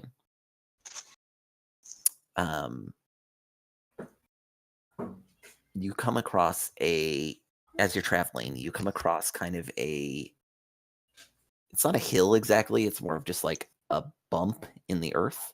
You're not sure if it's there naturally or unnaturally. It's kind of hard to tell. And you can see there's an open into it that looks like a natural cave that's kind of just formed here.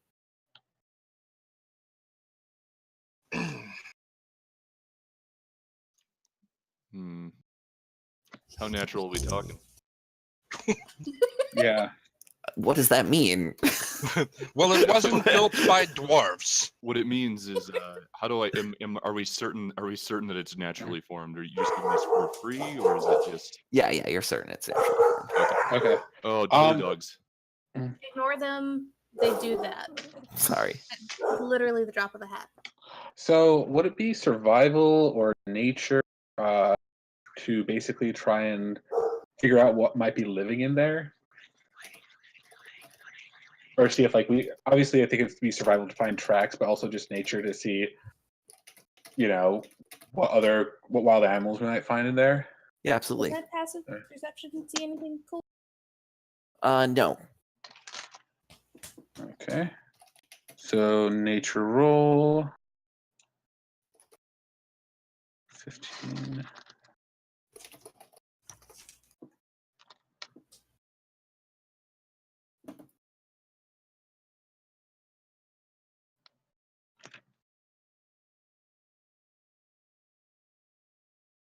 Looks entirely natural. Okay. Entirely. I'll 100% confirm that. It's not like the entrance to like a ruin or anything like that. It's just a cave, a little cave. Little caves like this are often occupied in the jungles by swarms of bat, usually harmless, but sometimes they can become quite ravenous because they have adapted themselves to feed on undead flesh. Oh, lovely. And then survival, just to see if I see any tracks anywhere. Yep. That's better.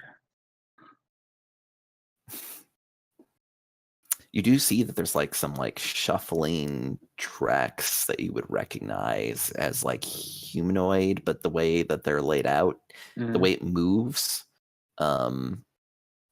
you would suspect it is a zombie. And then the tracks kind of just like abruptly disappear, like maybe 30 feet from the cave's entrance.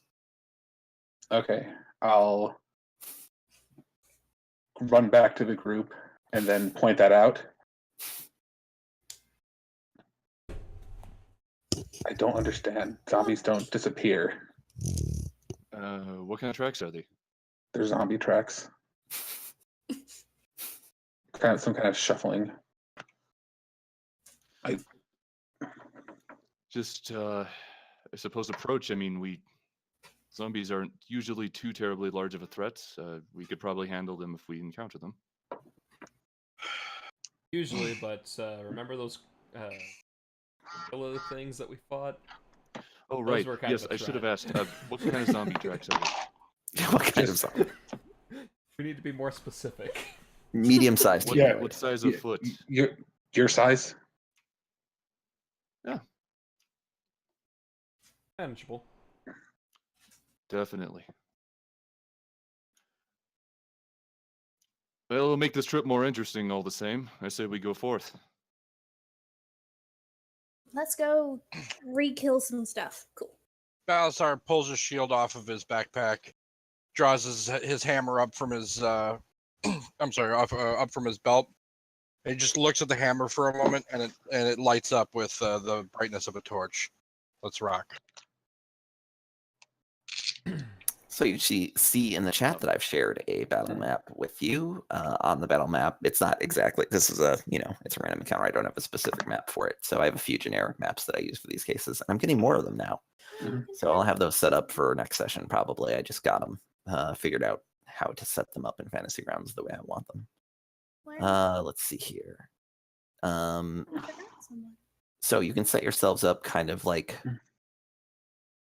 within this square. Okay. You forgot Shine, I think. You forgot I somebody. did, sorry.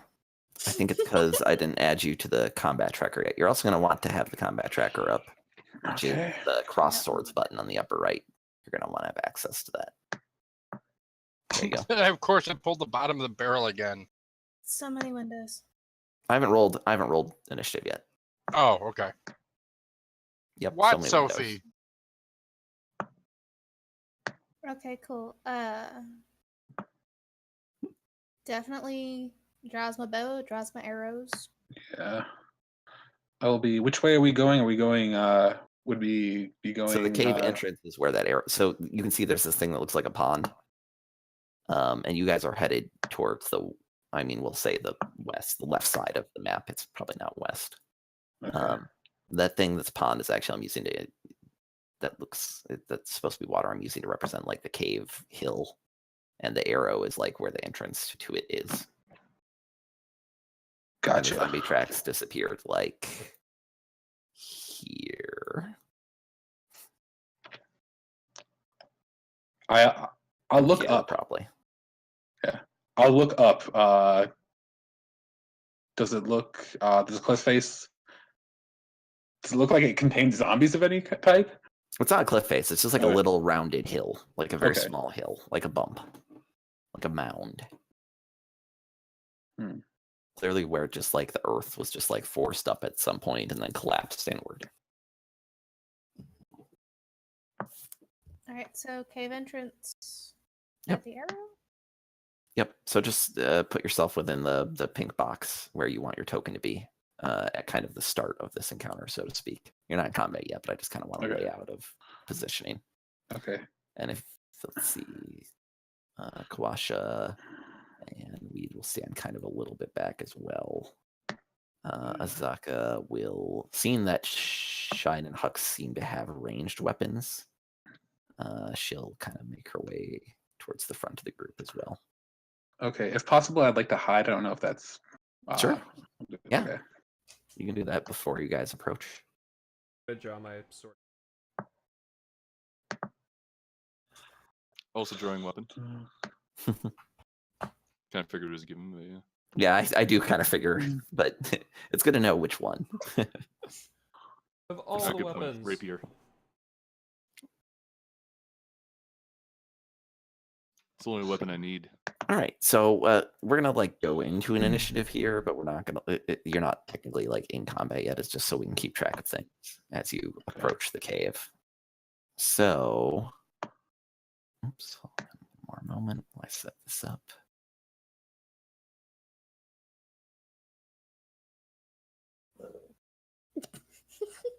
I'm petting you, you butt. Okay. Sorry. Bran is like has the opportunity to like approach first if he wants. But if he wants to hang back, that's an option too. I'll approach. Let's see. I can just move. Oh wait. So you said it was a kind of a cave. I will. And we don't see anything leading up to the entrance. There's like an open, like a small, like open space. Again, apparently naturally formed, but. Could I fly up and just to like the edge of the entrance of the cave, kind of like above it? Yeah, absolutely. Boop. Just kind of like get ready to, attack if something comes out, depending on what it is, obviously. Just kind of that's my intention. Excellent. Here we go. This is perfect. One sec. Oops. Wrong button.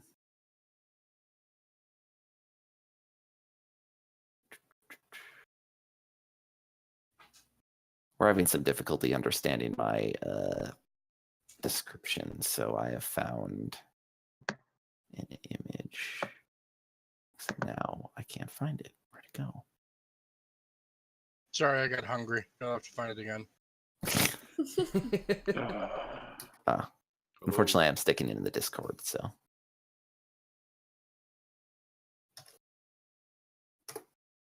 That should work. There you go. Oh, like that. Sure. Oh, okay. I thought it was more of a. Okay. Sorry. It was a bit higher. I'll try up. and Very nice picture. Yeah. Okay, I got you. I mean, That I'll should still help. position myself right over the entrance and just getting ready to jump on whatever comes out. Great. About I didn't need to how fly high myself. above it do you? Let's see. What's your speed? Your speed is. Oh, that's right. You know what? So when I fly, I can move twice my speed, I think. Yeah, it's And 50 so I would feet for have to flying. move that far. Because Yeah, I'm so it'd 25, be 25 speed. 15, 20, 25, 30, 35. So you could be like 15 feet up there and make it that I'll far. I'll hover 5 feet, I guess. Oh, but I mean, like if I'm flying, I'm gonna make noise, right? Oh yeah, presumably. I mean, you could try Yeah, to do so stealthily if you want to roll I would. stealth. Yeah, I'd rather be a little more inconspicuous just in case it's something other than zombies. So, are you trying to fly up stealthily? Yes. Okay. I guess so. Yeah, not very well though. Excellent. I mean, that's a +4 with half proficiency. I don't know. Mhm. And you want to hover about 5 feet off the top of the cave, Yeah, something like a that. person's height, 1 cube. Yeah, I'm just kind of like perched up there, ready Cool. to go. Whoa, what was that? Sorry. That wasn't me. Some What was random that? That might sound have on been somebody's. background. Honestly, it's a video of a woman, this Japanese lady in this competition, like eating cotton candy. Cotton candy. I saw that this week. Sorry, I got excited because I loved it. That one's hilarious. Like the other dude's like trying to munch on it, and she just like rips it off and shoves it in her mouth. Fennec, what are you doing? As Bran, you see Bran is like flying forward to kind of hover above the entrance.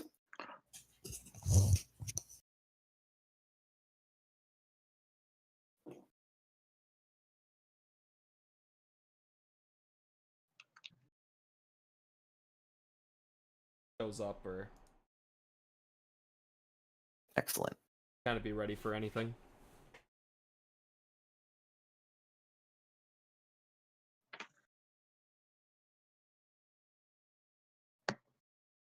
So you're ready in action to attack something if it Yep. comes within range of you. Correct. Okay. Hux. Okay. Let's see what I'm gonna do. I'm going to move 15 feet up over here as my first action. It's my move action. Then cunning action. I'm gonna move another 15 feet over here. And then hold my regular action to shoot any hostile creature from hiding.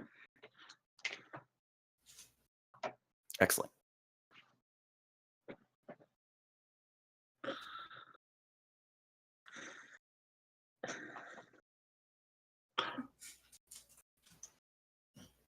Quite suddenly, swarms of hundreds of bats begin pouring out. Well, maybe not hundreds, probably 800 bats begin pouring from the mouth of the cave and moving towards Bran.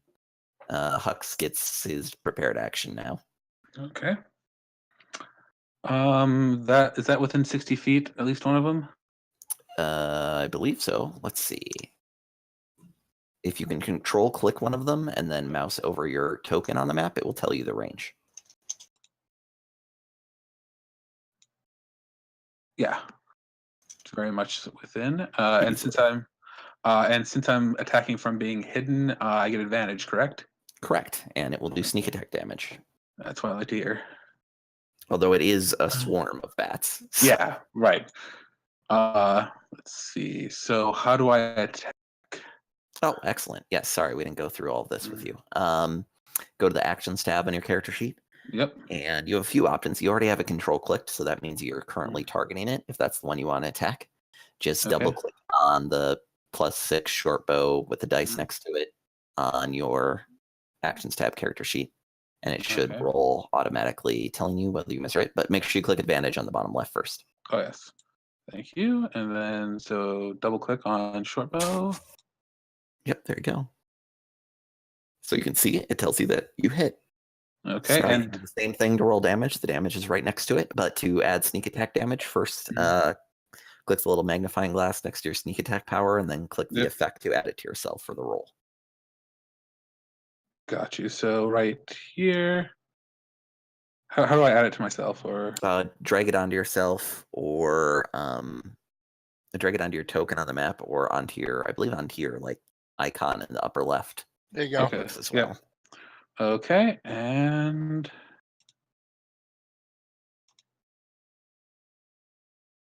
There you go.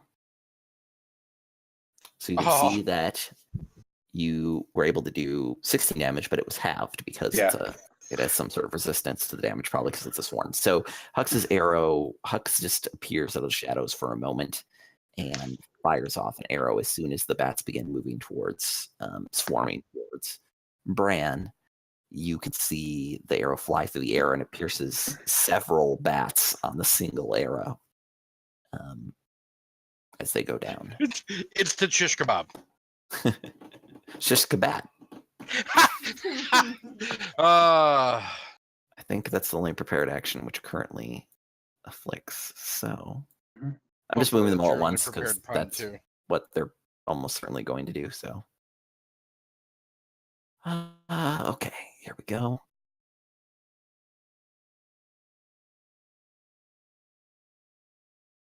Bran begins to fend them off, beating his wings and swinging his blade. Okay, I'm here. Oh, were you AFK for a sec? Yeah. You're being attacked by a whole bunch of bats. Hux shot several of them, but they're still bajillion. Oh man, one of them actually landed one. I mean, there's so many of them. 4 damage. All right.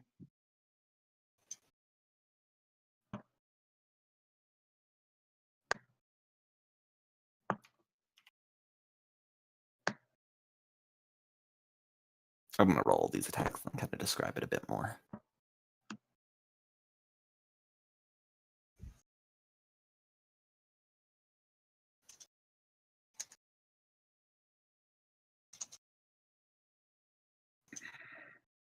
The wings, you're not exactly hurt yet, Bran, but like the wings are just kind of battering at you, and like it's a very harrowing experience that wears you down, that already begins to wear you down mentally and physically as they swoop and swarm all around you, trying to grab you with their little claws or sink their tiny little teeth into your the exposed parts of your body. Okay. Yeah, Shine. they're just regular bats, right? Yeah, well, I mean, they're clearly very angry and aggressive bats, but they appear to be normal-sized, normal bats. Hux explained earlier that the bats in Schultz sometimes get really angry because they eat too much undead flesh. I mean, that would give me a stomachache. So, quick question. So if I hit them with like an arcane shot, would that affect a bunch of them, or is it just be like individuals? Because I want to use grasping arrow, but I don't know if that would count. Let me look at grasping arrow really quick. Which one is that? That's the one that there's a bunch of tendrils. And... Oh, it restrains them, right? Yep, and gives them like poison damage and all that fun jazz.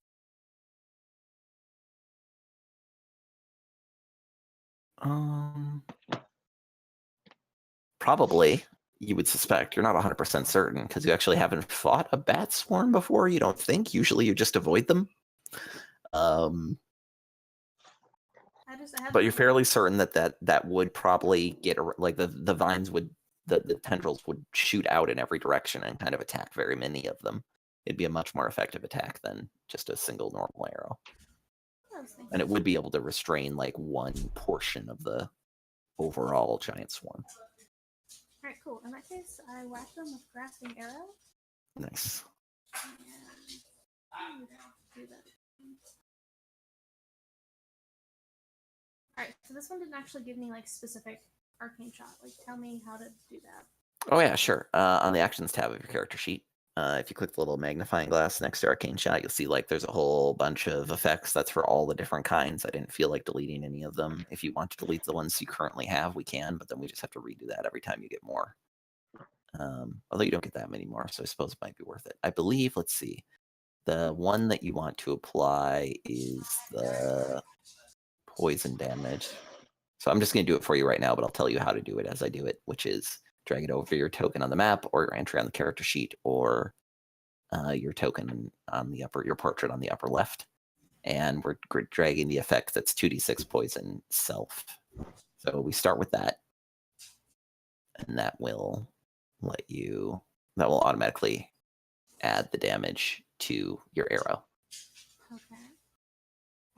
So start with that and then fire your arrow at them. And to do that, you just, like explained to Solomon earlier, either control click on the one that you want to attack to target them, or drag the character, or drag the die from where it says +7 longbow over to the token on the map or their entry on the combat tracker. Yeah, you got it. Unfortunately, it looks like it is going to miss. Oh, you don't have to. Yeah, arcane shot. Do you have to decide that? Yeah, it's before you decide to use this option when it hits. So you don't actually have to use up your arcane shot when you miss. Okay, cool. That's useful. Unfortunately, I mean, you don't so much miss as like it just kind of sails almost miraculously through one part of the swarm.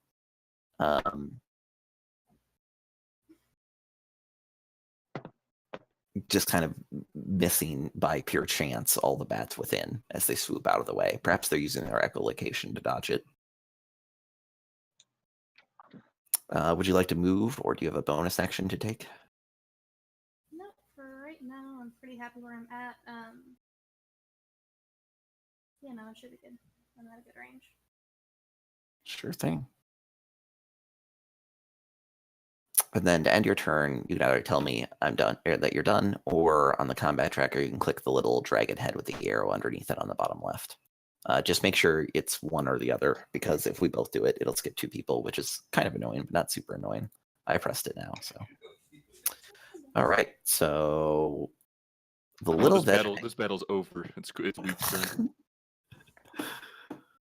Little Vegapigmy will scooch forward, pulling out a sling and then kind of reaching into like the plant matter of its own belly area and like its belly button essentially, and pulling out a hardy looking nut and chucking it at the bats.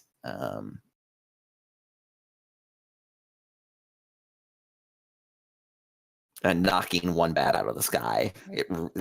And it kind of hops up and down in place. The Vegapigmy hops up and down in place, kind of pumping one fist in the air in celebration as it gets one bat down. What will Kwasha do? What is effective in this circumstance? AoE. Yeah, definitely. Excuse me. Can he get up there? 5, 10, 15, 20. Yeah, they're 5 feet in the air. Oops, that's shine, sorry. All right. I think Kwasha will get to there and then slam his staff onto the ground, unleashing a wave of thunder. Oh man, I love it. His signature move.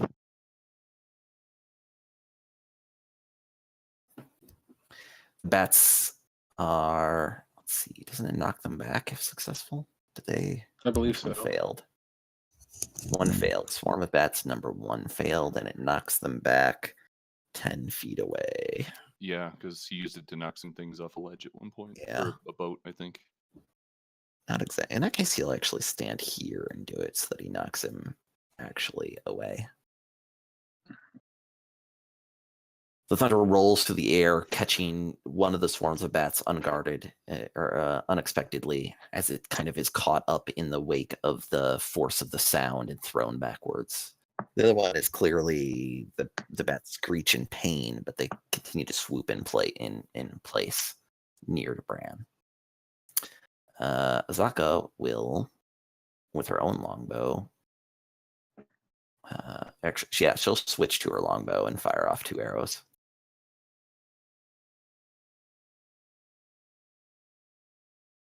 Oh, nice. perfectly piercing like 10 bats on a single arrow with the first shot. Balthazar looks over his shoulder, show off. Second shot, though, goes wide, striking to a tree. You get the idea that maybe she was too pleased with herself and became overconfident for a moment. I think she's good where she's standing. I guess she'll back up to stand next to Shine, actually, and kind of give Shine like a nod. All right, Balthazar, having observed the entire battle up to this point, realizes that there's only one logical solution to this, and he prepares and casts a 2nd level spell. Zone of Truth. Angel, is anyone else hearing Angel really quiet right now? No? Really? Okay, maybe it's just me. Can you hear Oh, do you me? mean like background noises? No, I just mean Oh. like when she's speaking into her mic, like it's really quiet on my end, even though I have it 100% for some reason. Weird. No, Yeah. I'm getting good volume on her. Anybody else? Okay, I just wanted to check. I'll turn you up. No worries. It's just I me, mean, think. I might just Oh. be talking quietly. Oh, there we go. That's a little bit better. Okay, maybe that was it. Sorry. Did that? Did that work? Yes, it worked.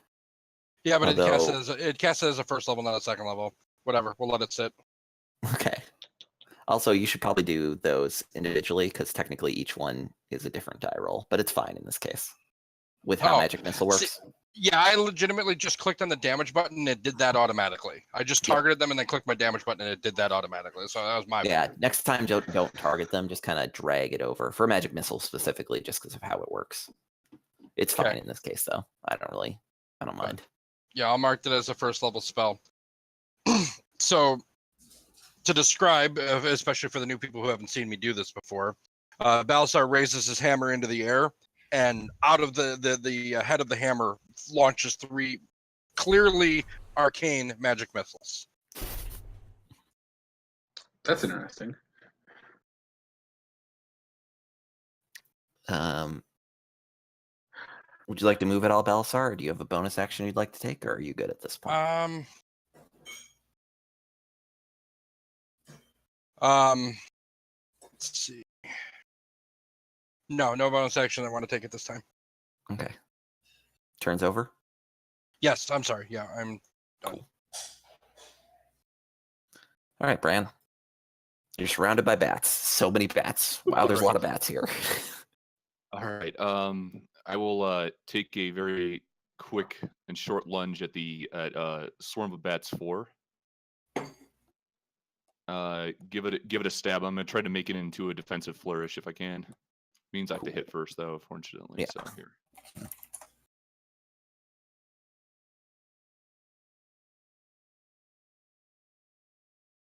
All right, 19. Yep. You're attacking 4. Here you go. Of course, that will hit. All right. And then hold on. I'm adding a dice here. So that's my inspiration dice. So it would take 12. 12 damage. Okay, but it's half. And then my AC is 21 till end of round or next turn. Then actually bonus action, I'm going to cast Healing Word on myself. Awesome.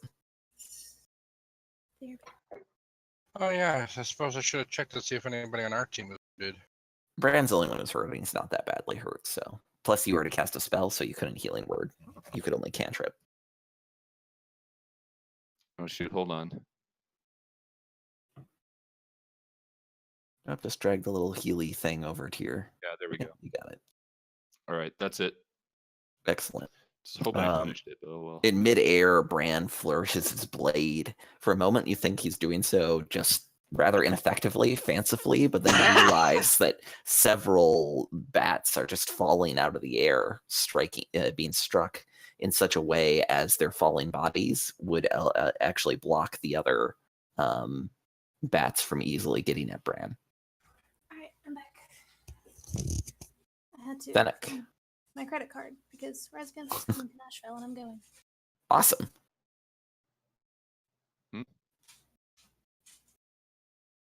Just gonna move. Am I able to hit them with my? Yeah, they're 5 feet in the air, so they're like just you're kind of have to like swing upwards, but you are able to. Okay. Then yeah, I'll go for Swarm 4. Slash.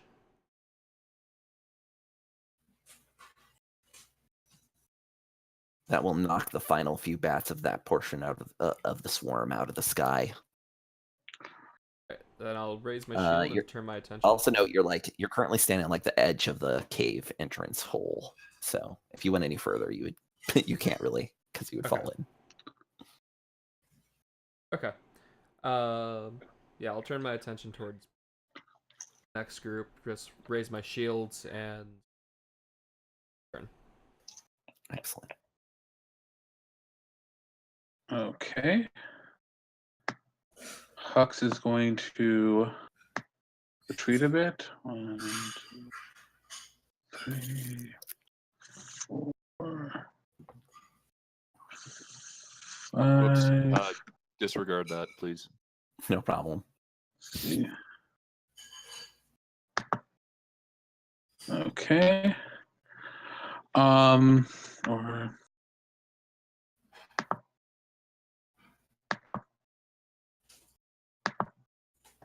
okay.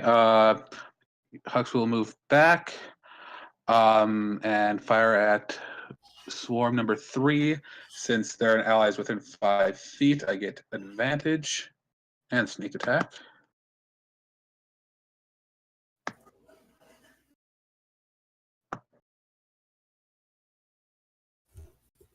Oh wait, you don't get advantage. Yeah, 5 feet. Pack tactics. Oh, pack tactics. Yes, sorry, you do get advantage.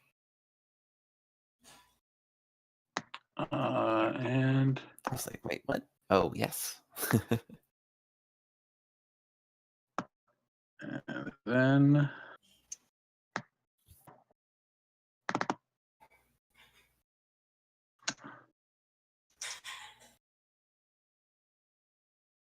Another impressive arrow strike, knocking several of the bats out of the air.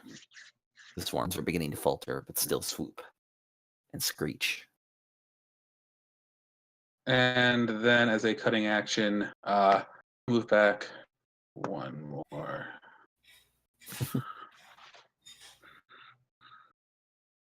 All right, and I'm done. Cool.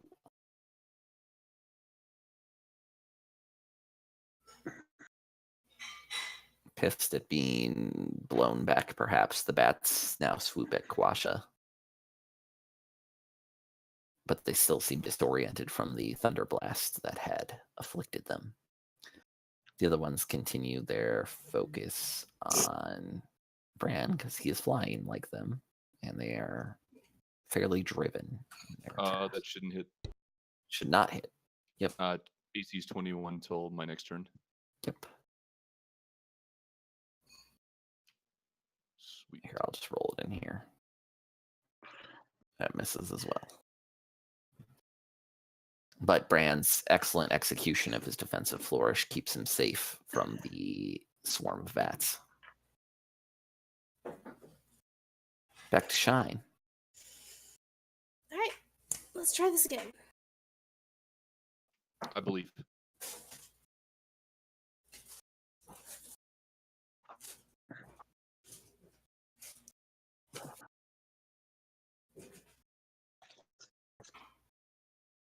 Let's see. I'll just go ahead and go after Swarm Bats 3. Then try again on the Arcane Shot, which I think you said I...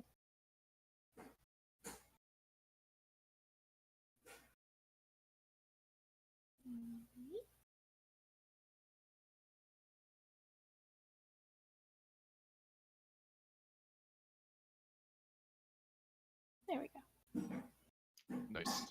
At last, I hit a thing. Excellent. And then just click the damage next to it to do the damage. And let me bring up the details of Grasping Arrow one more time. As the arrow strikes, you can see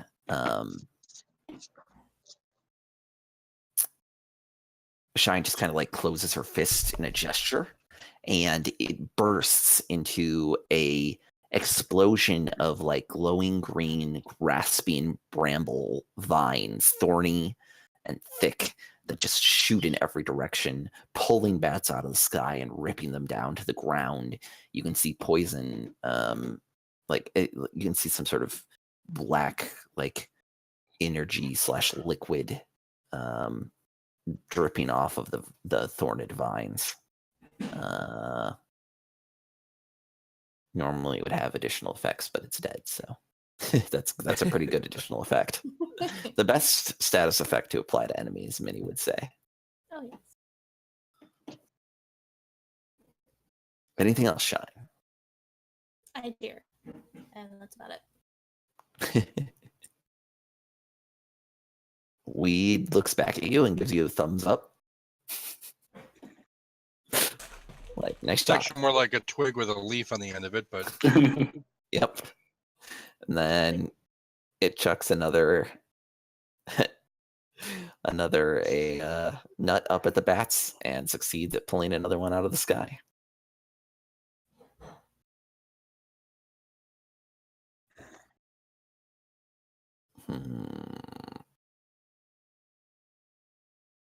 Quasha will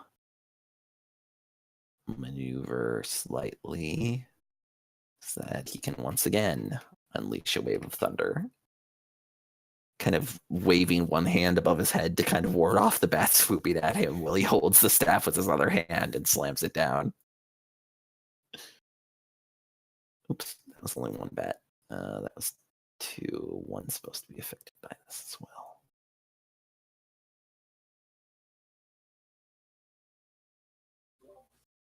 Dang, that's a good damage roll. Well, that'll take care of that. Finishing off the rest of the bat swarms and clearing them from the sky as they fall into the cave from whence they came. The new party has completed its first combat. Haha. Hooray! I'm going to guess that bats that eat undead flesh are not good to be eaten themselves, correct? Probably a bad idea, yes. Okay. Looks Especially the like we ones that are were always, very like, successful. covered in poison. That's the name of the group. Wait, what was the name of the group now? I suddenly have Very- inspiration for what we should name us. What is it? Well, we're a team now, and we're very successful. Team, way to go. I'm afraid I'm not picking up what you're putting down. Why don't you spell it out for me? Are you saying are you saying team very successful? See, I was thinking team good job, but that actually has a nice ring to it. Team self-aggrandizement. JP, can we collect arrows? You get back half of the arrows Okay. that you shoot. So just a given, you always get half. Yep. You can't bump it up. Okay. Nope. I mean, I guess DM fiat. But I would rather not having everyone making a bunch of rolls after every combat to see how many arrows they get back. That sounds like a pain in the butt. Yeah, true. Oh yeah, and here I have a gift for you as your dungeon master, and it is experience points. Oh my goodness.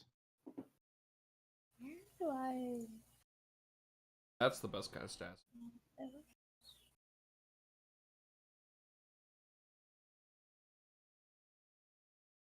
Again, might be a stupid question, but where do you know? Hmm? Do we keep track of that, or do you? Oh, so it adds automatically the XP to your sheet.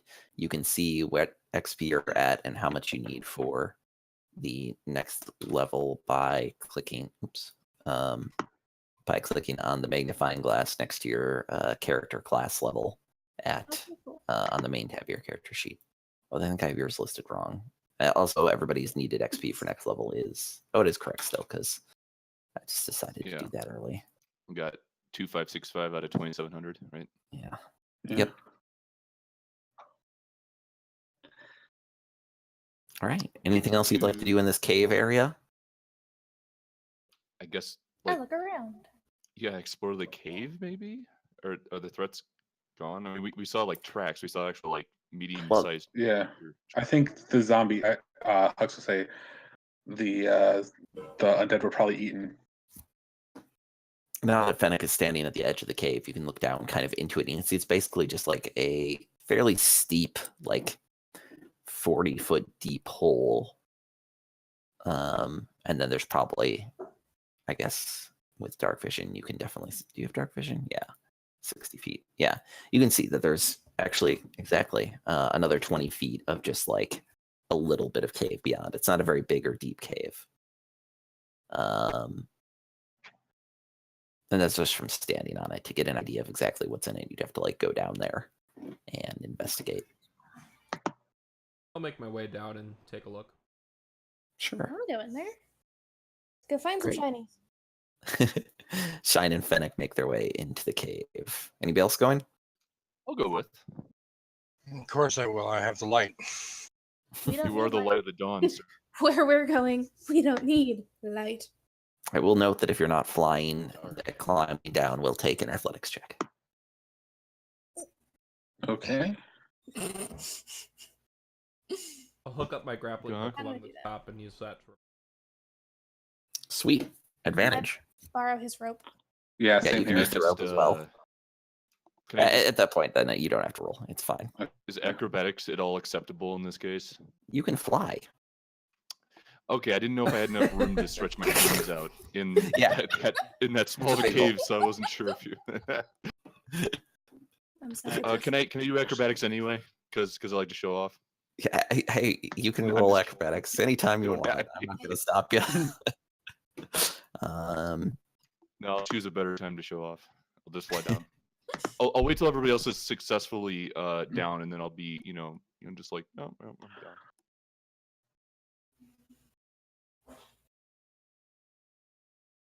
Unfortunately, you don't find anything down there except a bunch of bones of presumably that look like they've been gnawed on by bats.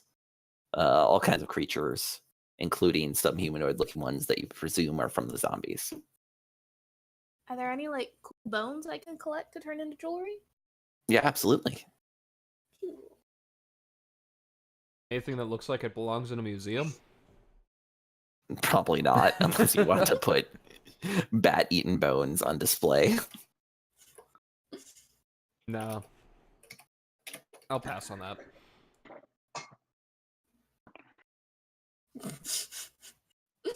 I've added bat-eaten bones to your character sheet, Shine. I see that. That's hilarious. And this is the Museum of Low-Level Adventuring. Got some bones here. Pretty sweet. All right. It's still pretty early in the morning. Do you all just want to... Are you resting at all before you carry on, or... If anyone needs to.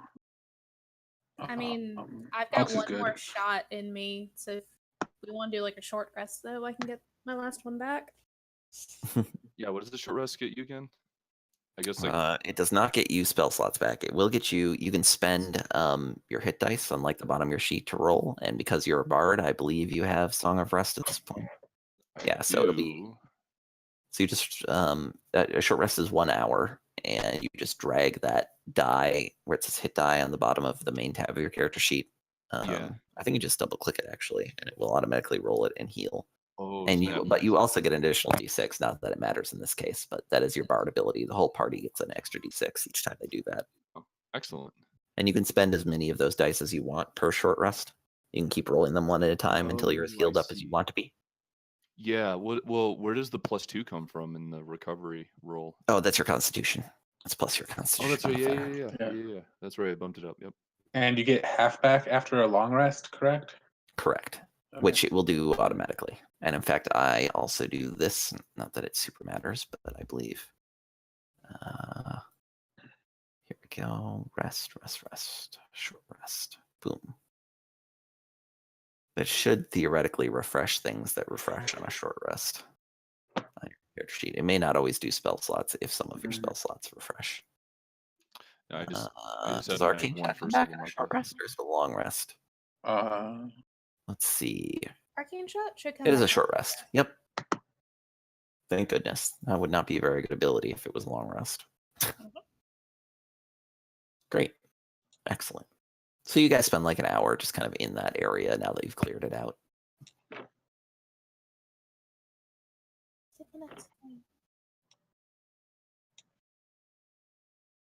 And then you carry on.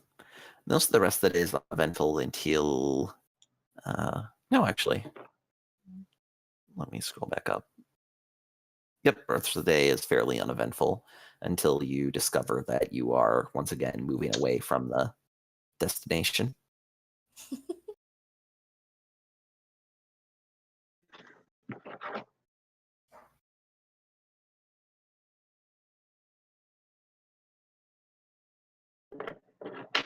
And you make camp at that point, I presume, as it is nighttime. Yep. All right, great. One moment. Perfect.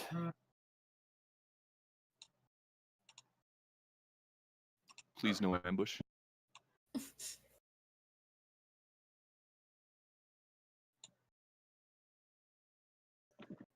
Jay, Yeah. Balastar is on watch that night. As Okay. he is on watch, I presume he casts some sort of light spell to look around since he doesn't have dark vision.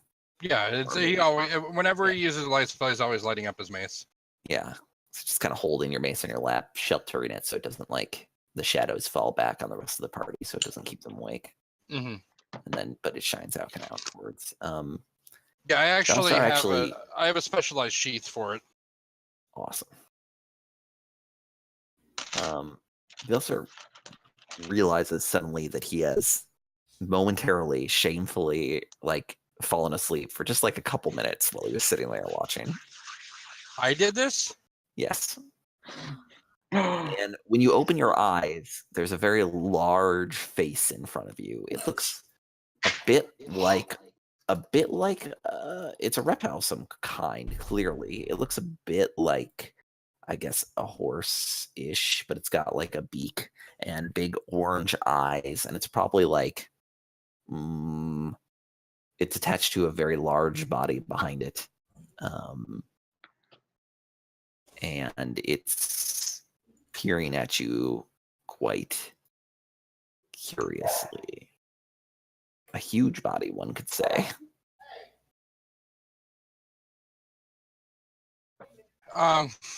You can see it has a ridge of like plates coming off of its back, and it's got a large tail behind it. It's walking on 4 legs, and it's kind of just like nuzzling at your face as it wakes you up.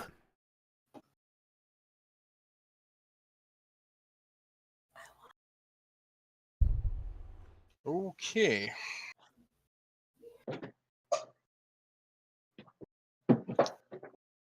I reach a hand up and see if it'll let me like pat it. All right. Make an animal handling check, and you do get advantage actually for reasons. Holy hell. At least it's a wisdom check. That's all I got to say about that. You're so wisdom. Nice. I think I put it the wrong size. It's supposed to be slightly smaller than that. Sorry. I was gonna say that's like that's That pretty, would be gargantuan. This pretty is large. Oh no, It it's is bigger than anodyne. large.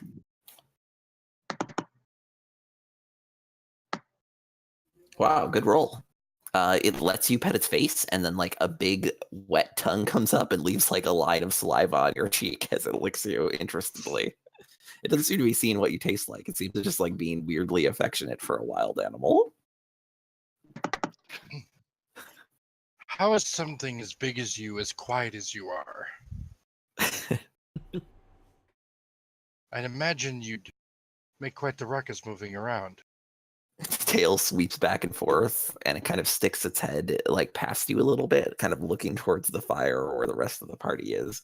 Clearly still like curious. Not aggressive, just like curious. So do we like Base- wake up at the noise? There's not It really a lot of hasn't noise made yet. any yet. Oh. It is quite quiet. It's kind of making Um, quiet grumbly noises, but not anything really loud.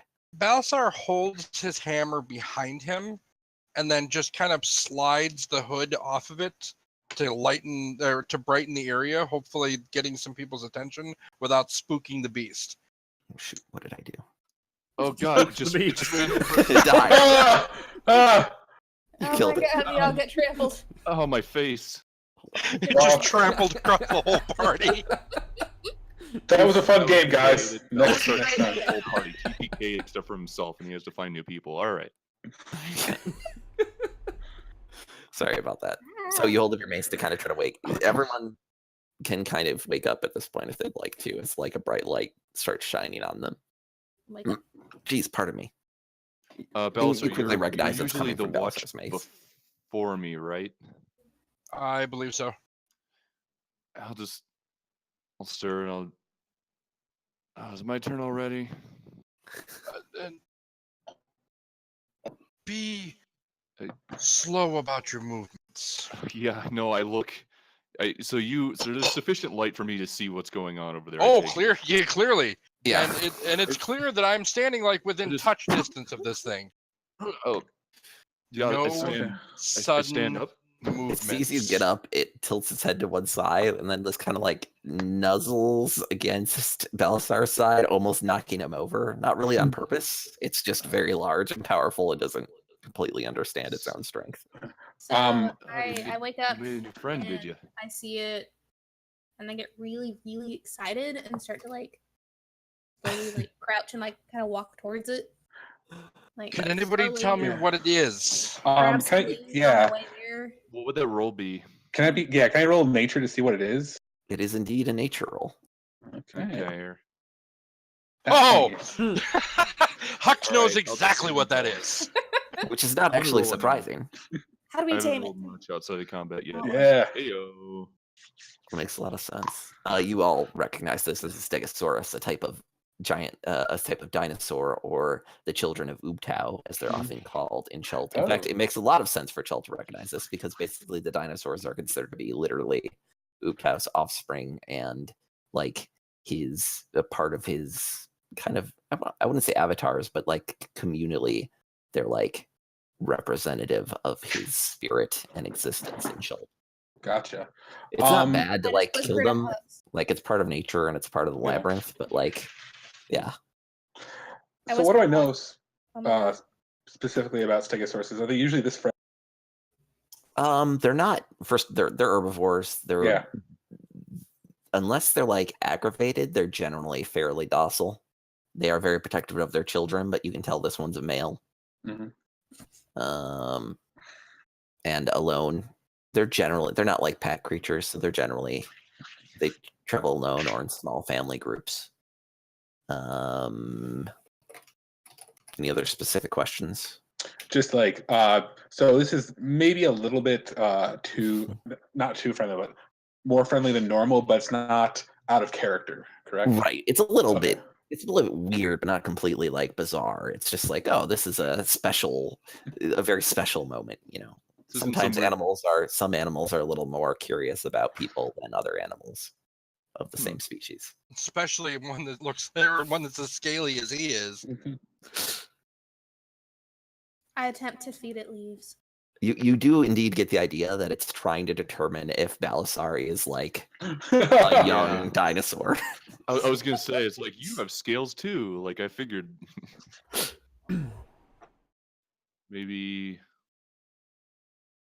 I'm just gonna Yeah. kind of watch and see what happens. I'll absolutely go with Shine to gather some food for it because I like this thing as a guard. I just want him. Oh my god, I'm gonna add a Stegosaurus to the party. Yes.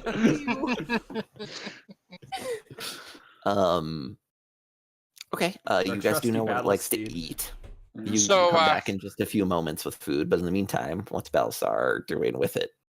Balasar's gonna play with it a little bit. He's gonna just kind of he's gonna kind of stomp around and shaking the ground a little bit as he walks around the Stegosaurus, not intending to scare it, but just trying to give the impression that he has more bulk than he appears.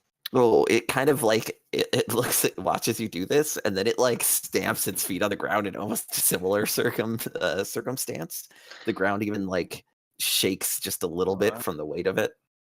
Yeah, the ground shakes from me stomping around too because of thaumaturgy. Oh, nice. It appears to be thinking that like you're playing with it, and it's enjoying the game. That's It's precisely play what bowing. I'm doing.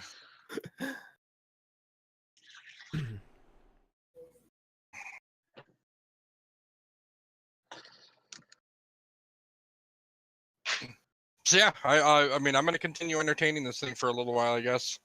Great, you're easily able to do so given your previous role. The other ones come back. How do I want to handle this?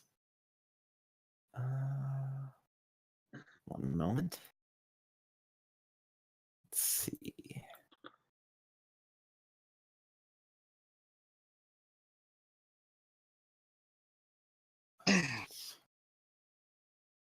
Paging through my Dungeon Master's Guide quick for detail on something. Here we go. It appears as if Bahamut has sent us a gift this day. Oh, is Bahamut deal in dinosaurs? Bahamut deals in everything. Well, Of Uktau. course he does. Uktau deals with dinosaurs.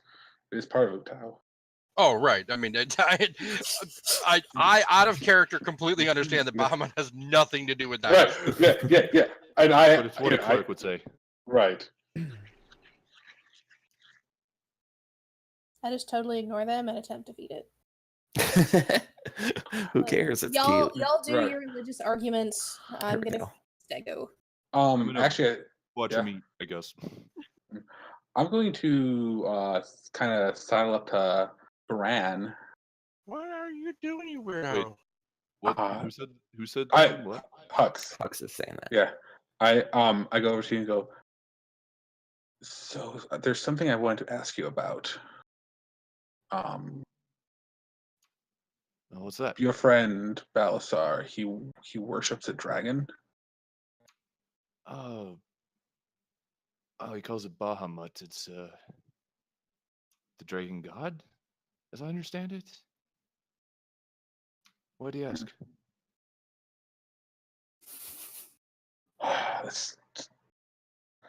I'd be careful if I was with him. I'll just say that. Dragons are not to be trifled with. Ah, well. And Well, you know how his type are, the religious sorts. They see their gods in everything.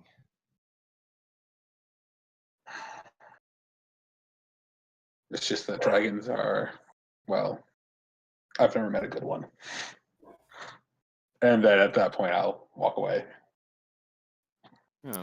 I'll just kind of look in his direction as he's walking and mull that over for a moment and just turn back to the dinosaur and watch it eat, I guess, if Shine has come back with food. With the food and with Balasar's previous role, it looks like it's not leaving. It looks like it's just planning it. Like it actually walks kind of around Balasar and curls up like closer to the fire, but still a little bit away from the party, and just kind of lies down on the ground and is clearly done playing and intending to like go to sleep right next to you. Oh, man. I wish you could use charisma to do animal handling. I really wish. I would totally like welcome him to the fire in some way. Balasar just pops a squat right next to this this big friendly beast and leans back into it. See if he'll actually let him just rest on him. It absolutely does. The friendliest random encounter. This is great. Could this? I hope it's what it seems. I hope it's not too good to be true. I'm gonna give y'all half XP for this encounter. Only half of Oh, you got we were killed. supposed to fight. Oh, as opposed to killing it. which you could have done, which would That will technically never be part happen. B, but now you have a Stegosaurus, at least for the time being. I tried to get. I tried to. So it moved. When it moved a little bit closer to the fire, did it look like maybe it's interested in moving closer? Or is it kind of like this is a safe distance? I don't want to get too close to the fire, kind of thing.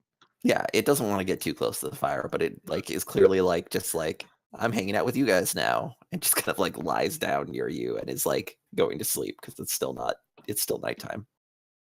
Okay. So I don't My know about cat anybody else, apparently but is jealous of our Stegosaurus because she immediately came over to my desk and laid down next to my arm as soon as I started talking about petting another animal, even though it's a pretend animal. That just knows. She doesn't understand that. Oh, that cat has such a strong emotive intelligence. Oh, that's pretty great.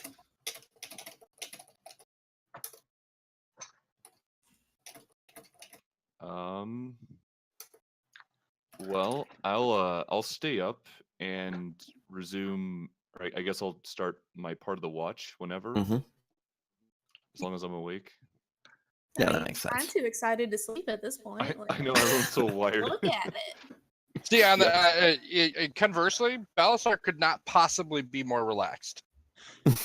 He is out in minutes. All right. Yeah. Well, I guess we could keep watch and is Steggy boy, is he falling asleep? Yeah, it's actually Nice. falls asleep fairly quickly too, and soon Balasar's like breathing and the dinosaurs breathing are kind of in time. Huh. So what are we Huh. gonna name it? I like what was just said with Steggy. Steggy boy? I Steggy could boy do works. Steggy Boy. It makes me think of Zappy Hold on, Boy. let me put this in chat.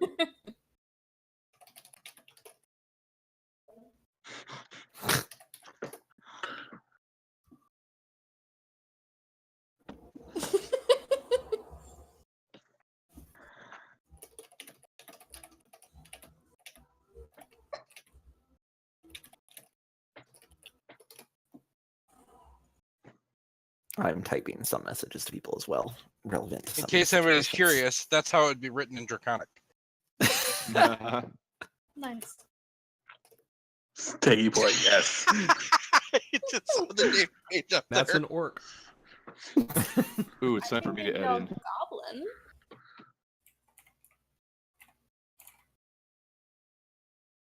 Oh, look at Goblin all and these orc use the languages. same Look at all this alphabet. representation of language. I love it. Orin and Draconic both use the Draconic alphabet as well. Dwarvish also uses the same alphabet as orcs and goblins, interestingly. This is all Forgotten Realms, the linguistics of Forgotten Yeah, Realms. You actually, can learn more about it on the Forgotten Realms Wikipedia. It is quite detailed, and you will be distracted for a very long period of Wait. time. That is I Are can you absolutely telling me that. that's true. actually a thing and not just how Fantasy Grounds works? Yes, this is Yeah. 100% a thing. They have specifically they have a Oh. variety of alphabets in God. a huge variety of alphabets and a huge variety of languages. The Forgotten Realms, far beyond what Fantasy Grounds emulates here. So feel free to fall down that wiki hole at your. Didn't you end up saying the other Barrel. day that it's called the Forgotten Realms because you will eventually forget things and have to look it up again? Yes. On my game last night, I very nearly avoided down a wiki hole that we all very nearly. In fact, we temporarily did fall down it, learning about the halflings that are from basically Mars that apparently exist in Forgotten Realms. What? Holy shit. Oh my goodness. Please tell me That is that they are fantastic. small and green. They're not green, unfortunately. That No, was my they're not first thought as well. They're Martians, but they're not those kinds of Martians. I'm just totally picturing the tag from Mars, you know. Like, Yeah. So not with like the gladiator and like the football helmet? Is it that kind of much? Oh yeah. Are they That was a a thing. full of Marvins?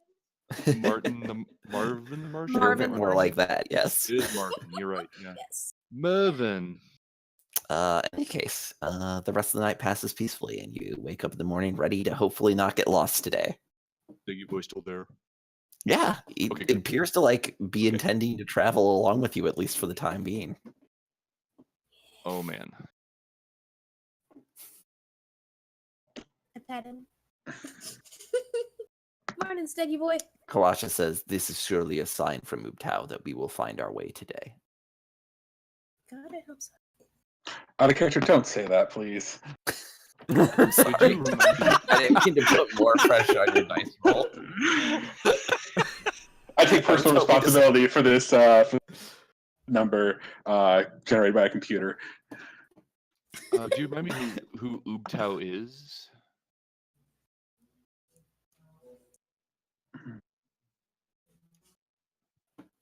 Is that in character?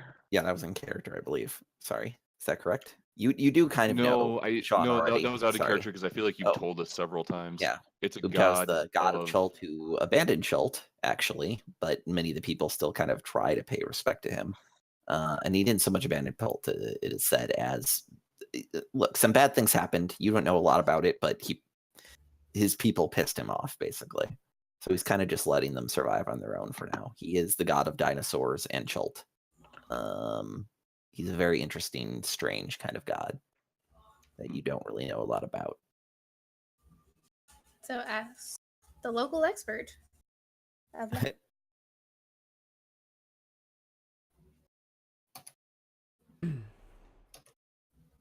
That sums up what you already know out of character.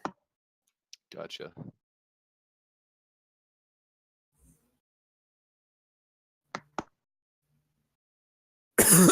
Pardon me, sorry.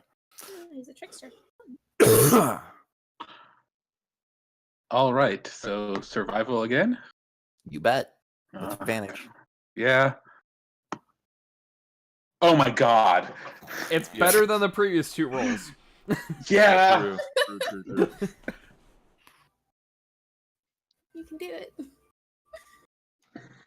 You do realize that you just dropped a critical failure, right? Just keep stacking. Yeah, I did. bonuses.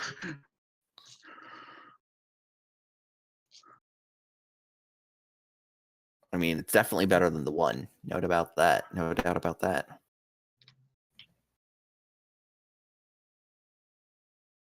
And it was also just better than yesterday's roll in general. Yeah. And getting that 20 on that a should give us a +2 automatically. yeah, I do too, but yeah.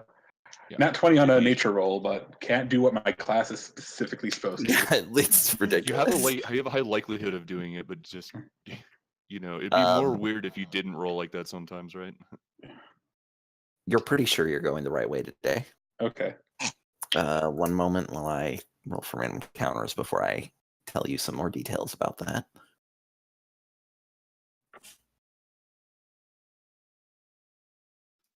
Wait, what?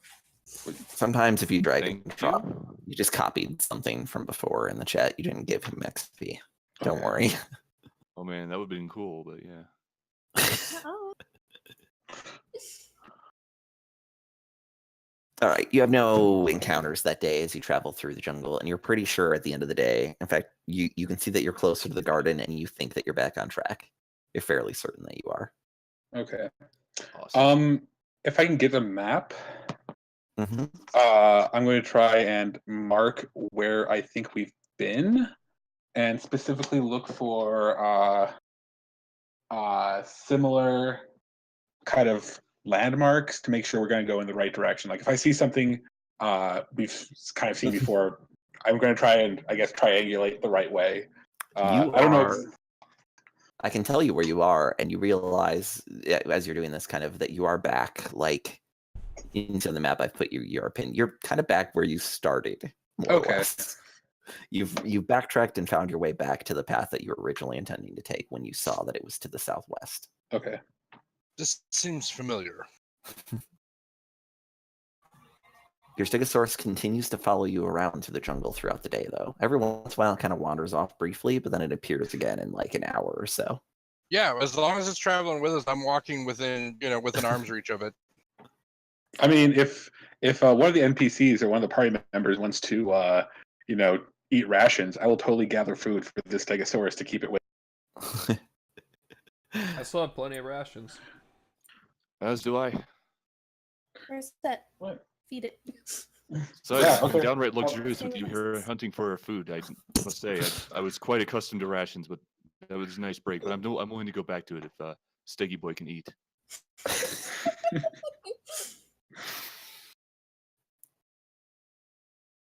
Found our mascot.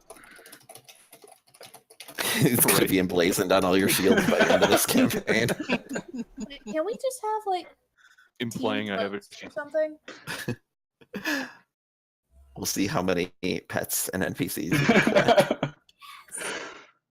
I'll tell you this: at this point, my other party is doing tombs. At the point they're, they play every week, so they're fairly far ahead of you. They're twice as far as you, more or less. Oh my. At the point they're at, they're kind of like, crap, we collected too many traveling companions, and also they're a liability at this point because they don't level up with us. Oh no, we're gonna have to fire them. Okay, noted. I'm hearing you loud and clear, JP. Yeah.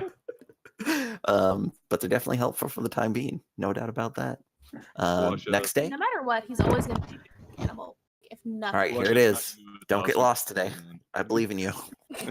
JP, why do you do this to me? I'm trying to encourage you. It's not working. Oh, my god! Oh. Are you kidding me? Wow. I'm gonna leave now, guys. You're fired. I fire myself. I No. have never. Fox, next time, no. Next game is gonna be like 2020, 20. Like. Oh my god. I have never seen a critical failure with an advantage roll. I've been before. That- running. That's I've a, been running games One- regularly at actually Fantasy great. Grounds for Assuming 18 months true now. randomness. I'm weakening it up. That is a 1 in 400 chance. Assuming. Yeah, I know. That's insane. I've been running Games of Fantasy Grounds for 18 months now, at least once every other week. And at least one session every other week, usually more. And that is the second time I've seen 2 1s on an advantage roll. Okay, I'm changing colors. Oh, no. Oh.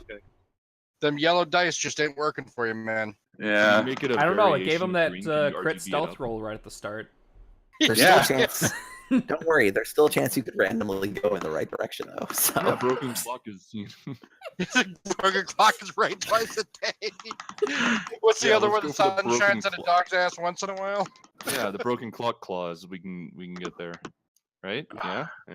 We're gonna accidentally into where we're supposed to go. It's only when you're not looking. That's the lesson we were supposed to learn. We have to bring it back to Kirsabal and pretend to be all wise and sagacious in front of them.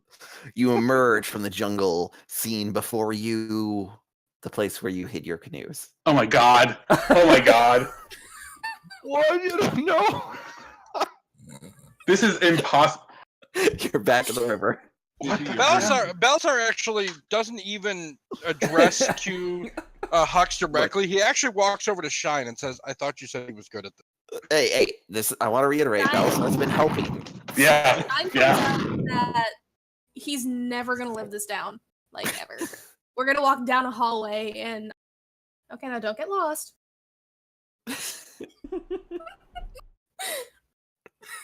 But yes, of course, Balthazar's been helping, but he's not going to take any responsibility for this. This guy's in charge.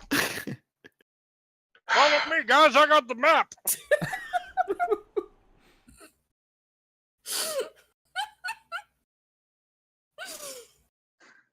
Is it because you can't see over the bushes?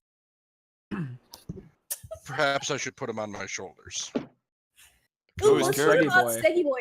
Put him on You know? Steggy Boy. Fly him up. That way he can see over everything. Swiggy Boy's tail swoops back and forth, accidentally knocking over a tree.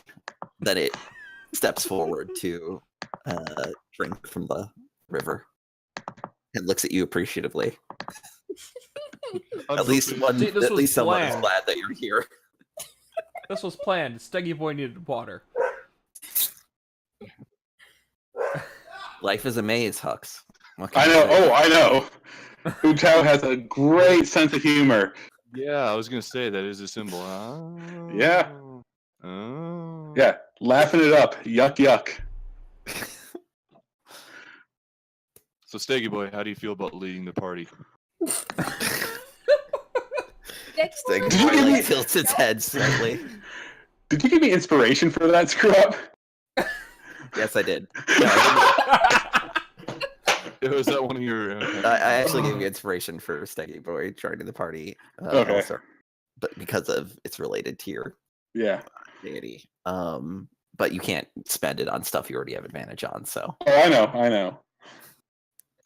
Where do you actually see your And Ooptow was If you have a like, gold star next to you, Then I then feel you that. have inspiration. Bran, Sean, you still have not added ideals, bonds, or flaws to your character sheet. So until you do that, it's hard to give you inspiration Oh, wait. because that's didn't what I it's though? based off of. Hold on. What tab is that in? That's in the notes tab of your character sheet, and it's usually based on your Oh, background. yeah, Though you're welcome okay. to write your own as well. Yeah, I need to. Okay, yeah, So I'll do that. I'll do that at least before our next game. sorry, I'd been meaning to remind you of that. But yeah, if you want to Okay. sign onto the server at some point and add those in, or just select them on your own, let me know. Yeah, you just have it up all the time. No, but I can put it up anytime. Okay. No, not at all. I don't have it up all the time at all. I know. I don't know what you do. I don't know if you just leave your computer on or whatever. Well, I have multiple. So each game is hosted on a different server, so I'd have to load it up separately. Oh yeah. Okay. Anyway, That's right. all The right. only way to know where you're going is to know where you have been. And you know that very well at this point. Yeah. So at this point, seeing how we've been going in circles, I don't know what to do with this, background feature I have that says I'm like pretty much not supposed to be doing that, but oh well. I know. It does help you in this Mhm. case, but it's not. It's not double ones. Schultz really messed up, yo. Yeah. I mean, we didn't end up totally like lost. Like we know where we are. But I used that to tell you that Mhm. where the actual location of it was specifically, Okay. so you know what hex Gotcha. the location is. I just want to be Gotcha. clear that I'm not ignoring that ability. Excellent. I'm still I mean, making sure if- it provides if- some use. Yeah, if Balthazar wants to take a lead, I will. Wait. Oh man, I could have. I really could have helped us out here. I think. Oh Bardic shoot! You can Inspiration totally was give a up thing. bardic inspiration at the beginning of the day. Yeah, Oh my god. yeah. Let me get on that. If you Yeah. want to spend one of your bardic inspiration uses for the day, Yes, I do. I am going to start singing a sea shanty about not guess. getting lost. about. No, it's gonna be a more like no.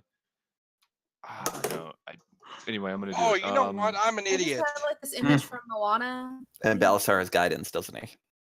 JP, I am such an idiot. Oh, You he have doesn't guidance? No, he doesn't I- have guidance. But why are you I an idiot? totally could have thrown my inspiration at that double one. You can't actually because you can't use inspiration on something that already had advantage. Yeah. Okay, can you remind me? So, advantage just basically gives them a D6 plus D6 to the roll, right? Inspiration No. for the next 10 Inspiration. minutes. Inspiration adds D6 for the next 10 minutes technically, but since you're kind of, I mean, it's making this throughout the day, but you only make it once per day. I'll allow it, especially since you've been lost for days at this point.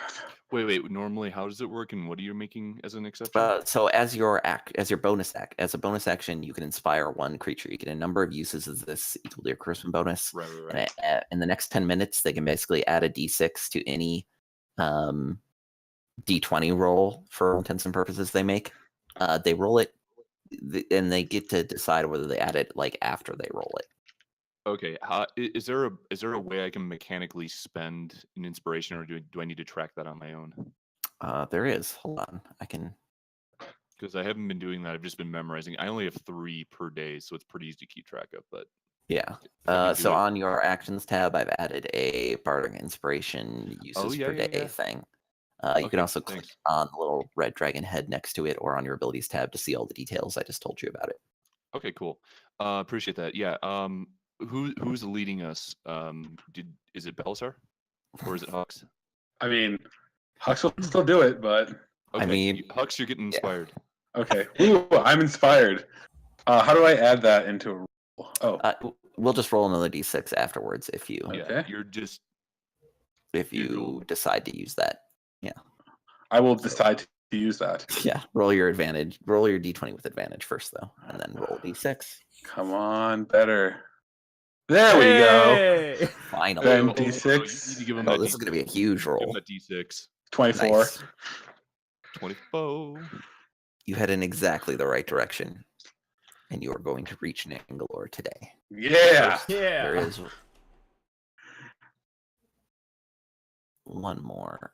And you rolled well enough that I'm going to slightly reduce the chance of random encounters for the day.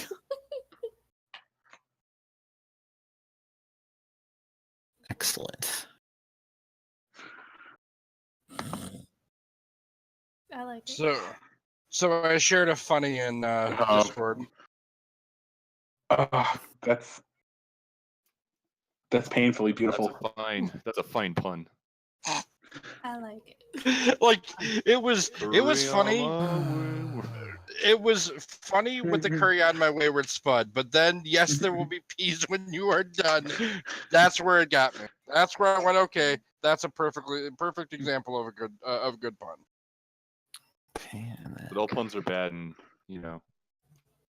but that's good that they're bad because that is the law.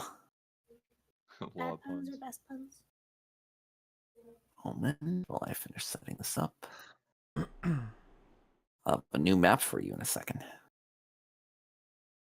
As you arrive in the ruins of Nangalore. The ruins are Nangalorious. You're all going to jail. I like it. I'm sending you to Put jail. me in. We're in Charlotte, isn't that kind of jail? The smartest. It is kind of. Where the I heck is added the... another funny into the Discord while we were waiting.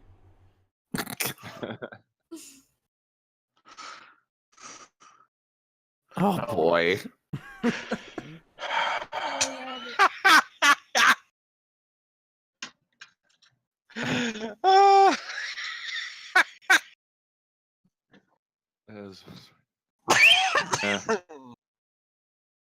How are Azamar in this game anyway?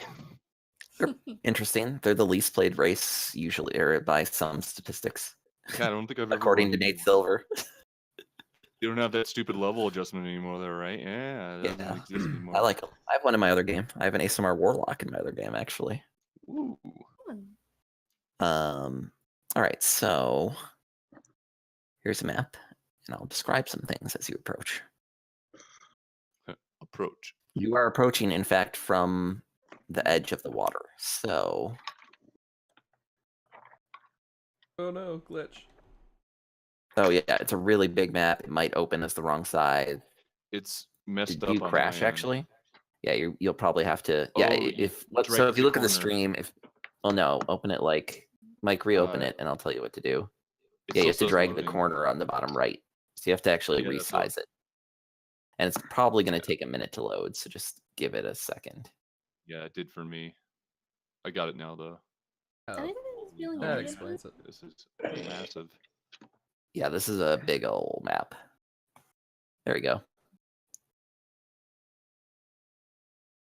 And I'm putting you guys on the map. Again, you can rearrange yourselves kind of like on that little peninsula outcropping type area as you wish. I'm just sticking your tokens on the map. Stop seeing shine. How many of you are there now? Staggy Boy's there too, but he's not currently going to fit on the map, so he's Okay. going to get back. I don't think he'll actually be terribly useful since it's going to be hard for him to get in. But he'll wait for you. We won't leave without him. Okay, did I get everyone? 1, 2, 3, 4, 5. The 5 of you plus 3 NPCs. Yes. Okay. How do you open the map? It's not. I thought I opened it, but nothing's happening, and it's been Drag the 2 bottom minutes. right corner out. Okay, so first of all, click on the red dragon head in the chat.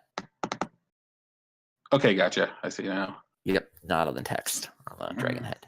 And then you might have to resize the window. I mean, you'll have to resize the window regardless, I'm sure, because it Yeah. opened on my end correctly, but way too huge. Oh, JP, this is gigantic. Are we not supposed to see like kind of the top half? No, you are for now. Well, yeah, I have most of the map concealed from you. Okay, yeah, okay. I mean, you can fly up and kind of get an idea of the layout if you want, but I'll handle that in character in a moment. First, I just kind of want to describe as you come up on it. You can see a fantastic edifice rising up out of the jungle, a hanging garden of exotic beauty, water streaming down the steps of a broad, flooded avenue, runs arrow straight for more than 100 feet before ending at the carving of a Tyrannosaurus's face. Water pours from the Tyrannosaurus's jaws and flows the length of the concourse to drain down the steps in front of you.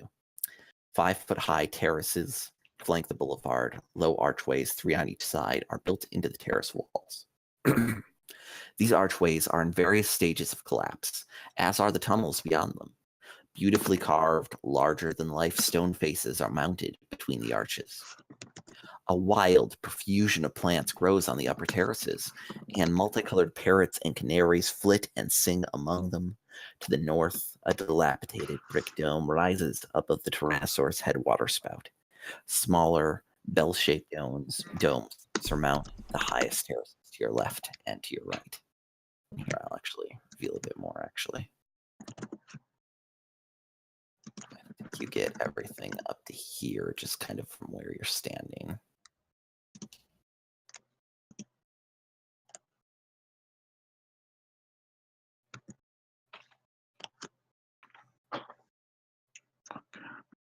There you go. My.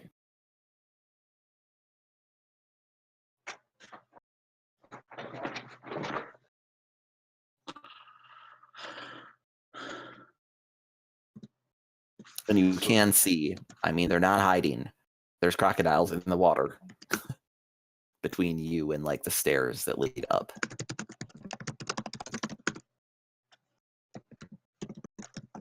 And you can tell this water's very shallow, like it would only be waist deep. Mm.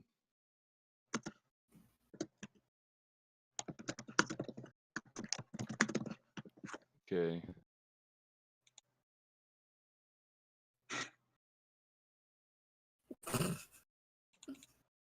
I'm saving that. That's why I crapped it, so I could save it.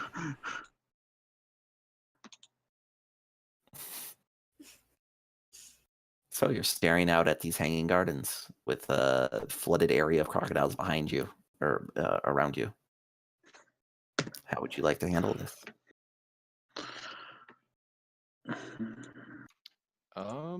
Let's see. What do crocodiles eat? They just eat meat. They're just carnivorous. Do we have anything we can just like kind of throw in the water, like just to kind of as a distraction while we move across? I can fly across, but obviously everyone can. If we could just quickly, if it's shallow, we can move across quickly. And if we give them just enough time to be distracted, maybe that's just the way to do it. Kawasha says, I can speak with them if you like. That would be useful. Or we could solve it We with have magic. that mask too that can speak to. Right? Yeah, Azaka nods and is like, the mask that you retrieved from me will allow me to do so as well. Perhaps Azaka and I, or perhaps Kawasha and I together can convince them to leave us be. I like that plan. I'd like to witness this. I want to see how you negotiate with crocodiles. Very interesting. Agreed. I do need a morsel of food to use the masks to charm one of them, she says. Look I'll at give her some rations. That's all I've got. Will that work? At least I can guarantee at least one of them will leave us be. If we get more food. wait. It has 3. Oh, it has 3 chargers. He's like, actually, I can ensure the 3 that are between us and the stairs will leave us alone. The other one might not. Kawasha says, I'll try to convince it. And Kawasha says, I will try to convince it to leave us be. So Zeka pulls out from her from her bag, a mask that many of the other party members recognize. But it's here, I'll post an image. The image, oops, so I can't type. Mask. And it looks like a stylized carved tiger mask. She puts the strap over her head and faces towards the tigers, or towards the crocodiles, and begins to growl softly. You can see the mask kind of lights up momentarily with kind of like a soft green glow, and the same green glow envelops the head areas of the 3 crocodiles in the water between you and the steps up. And they begin, after a moment, they begin slowly, well, not slowly, but at a reasonable speed, swimming away from you. So you can now ignore the art and look at the tokens, but They're like clearly going to a different section and leaving you be. Okay. The other one, Kawasha will take a few moments, about 10 minutes, to prepare a spell ritually. And then he will begin to make this like strange sort of deep clicking noise. It is what alligators or crocodiles sound like, more or less. Occasional strange like hisses from the back of his throat. He's clearly attempting to befriend the beast.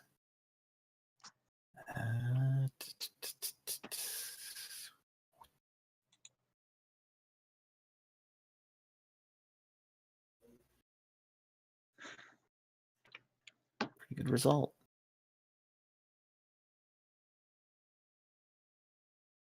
The two begin swimming off in the other direction. You bypass this encounter as well. Congratulations. Yay, NPCs. Hey, you guys spent effort and time. Well, I guess you two didn't, but the party spent effort and time bringing these people with. So that is the benefit of having competent guides. JP, Mm-hmm. is this stump right here? How high up is that? One moment, and I'll have a very good answer for you. I'm just. I mean, I guess sure I'll just I tell don't you what my forget some intention things. is. I want to what's- kind of get a high vantage point to just like, I just want to look down in case there's anything we can't see from ground level, basically. Just in case there's something we need to be wary of, basically. Sure. Just make a perception check for me. I don't think with advantage, but I will get rid of the rest of the mask. You will be able to get kind of an overlay of the whole thing at that point. This is just beautiful. Well, you at least get this. You can now Sorry, what? see kind of the layout of the whole place. You can see there's kind of a ruined palace type area in the middle. The roof has collapsed in a long time ago. Oh no, sorry, there is a dome. Actually, I should conceal that still. Don't look. It's a lie. Whoa, Oh damn god, it. the whole thing. Nah, forget it. Oh my god. Anyway, Now we've forgotten That's everything. Forget it. There's a central area. The areas that look like they're probably inside something, like those two buildings on the upper left and right, and the building in the middle. You can't actually see inside of them. Okay. And then how high up are the walls? That central the central structure. How high up are the walls that I can see the edges of with the alligator head and everything? let's see here. This place it should sucks. It's beautiful. What are you talking about? It is beautiful. Oh, but here we go. My version of the map has elevation markers, but it's not very good for combat. So the green areas, like the area with the stump that you're standing on now, are 10 feet up. Okay. The kind of water running through the middle of it are 5 feet up. Sure. The areas to the left and right, like the concrete areas left of the green area that you're currently standing in. Here, actually, I'll do this. This area. Oops. Like these areas. See the box Yep. on the map? Yep. On either side, those are 20 feet up. Got it. In fact, just had a very good idea.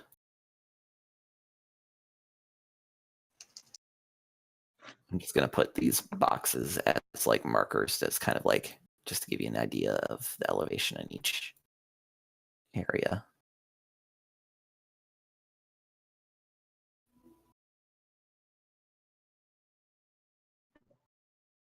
And then this is quite high up.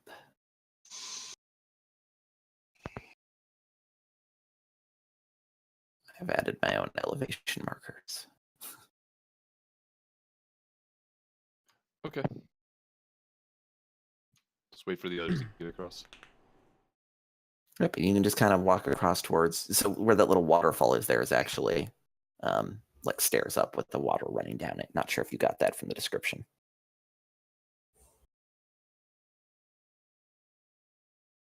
Do you want to bring? So at this point, Azaka, Kawasha, and Steggy Boy all look at you, And Guasha and Azaka say, essentially, like, do you want us to hang back or do you want us to come with you? I say come with. Just because we never know whenever we need someone to talk to animals again.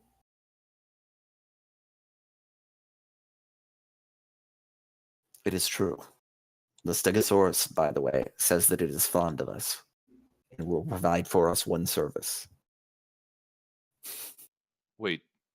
Who just said Oh, that? I guess I'm not. Kawasha said that. I had no idea that you were speaking to it. It is a beast. I can speak to all animals now that I've cast this spell for a period of time. But you seem to be getting along with it just fine without my aid. Correct. Steggy boy. Please tell Steggy Boy that We're kins. even if he doesn't perform any specific service for us, I do hope he continues journeying with us. Because he's awesome and I love him. Guasha appears to pass this along to the Stegosaurus.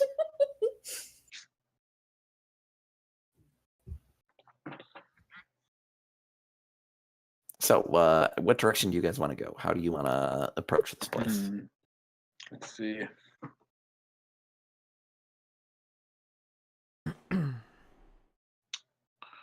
And you can, again, there are many details in that description I Yeah. read out loud and posted, so please pay attention. They are important. All right, Oops. and repost it if you like. So can we like climb up the edge or climb up what appear to be elephants? There's those stairs. Those are stairs right there. That like central waterfall-looking area is actually just stairs with just like a foot of water on it. Oh, The water's not supposed to be there. The water that's running through it.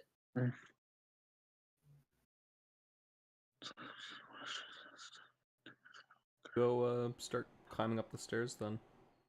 Yeah. let's go.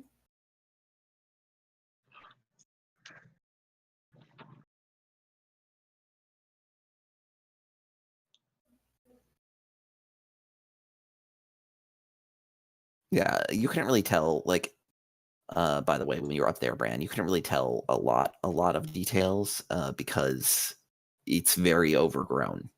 It's clearly that this place was once a cultivated garden, but has long since just become hugely out of control with a wide, impossibly wide variety of plants everywhere. Mm-hmm. What are we looking for here? That's in character. We must acquire the petal from the black orchid. Do you have a description of it? I would imagine it would be an orchid with black petals. Yes, and judging by the overgrowth in this area, it's probably quite difficult to suss out unless, well, actually, Kawasha, can you speak to plants too? Okay, I look over at Balasar Weed. Balasar can't even hold back the chuckle from that one. He tries. He tries so hard, but just can't. I'm afraid I knew cannot. I'd get you sooner or Can later. Cthulhu talk to plants? That is an ability. Quasha takes it quite seriously. He says, I'm afraid I cannot. It is an ability that is beyond me, but which may one day be within my capability. Oh. I ask again. Can Cthulhu talk to plants? Can he communicate for us? No. It does not work that way. Can I make a nature roll to see if I know where like black orchids grow? Yeah, absolutely. Okay. Let me find my character sheet. Because I think it went away. You can just click your portrait in the upper left, and it'll bring it right back up. Okay.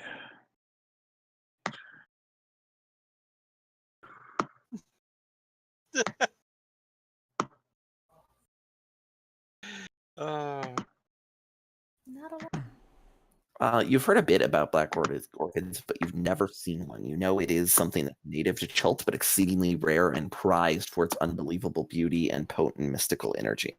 Okay.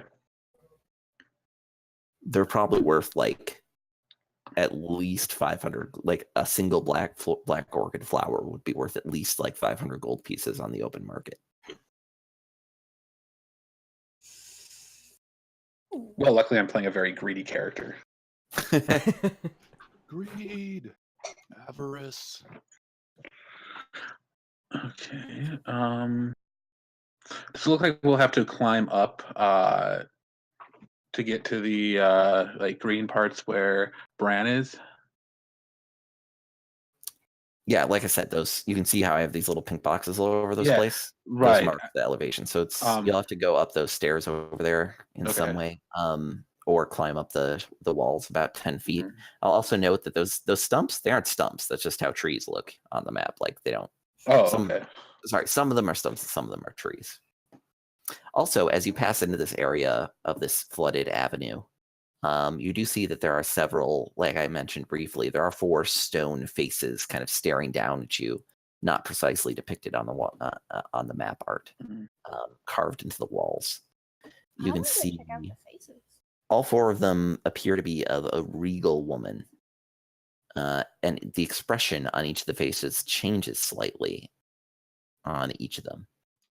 The first face has a bemused expression. The second has a condescending expression. The third, a stern expression. And the fourth, a serene one. And I'm happy to repeat any of this if anybody cares. Also, there's clearly some sort of message or phrase emblazoned with each, carved into the wall with each face, stone face, but you don't recognize the language. It's something you've never seen before. It looks like pictographic in nature.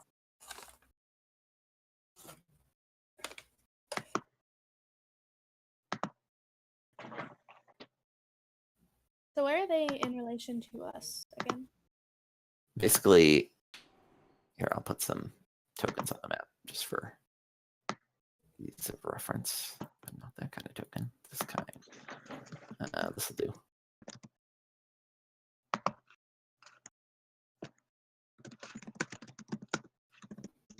There you go. Are you It's like sure the they're 0. not these 4? Oh, they are on the map. Never mind. They're up there. Sorry. Thanks. I was looking for them. My bad. Yep. Okay, so they're up there. So you haven't quite seen them in detail yet, but you can head up in that direction.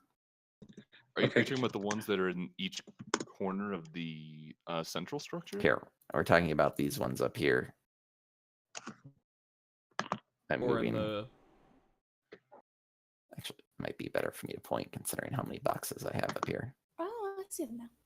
These ones. Sorry, which marker am I looking for? The arrow. Gotcha. Oh, weird. Okay, I was looking for like the big faces, like the animal faces. Okay, yeah. No. Yeah. Could you repeat it's bemused and what else? The south, the lower western one. Mm-hmm. Bemused. The one I'm currently condescending. pointing at is bemused. Okay. This one is condescending. Condescending. This one is stern. And this one is serene.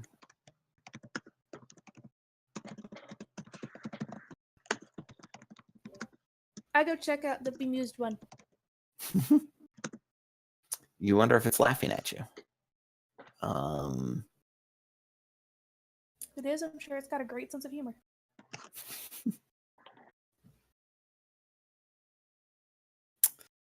I'm Not going quite. to.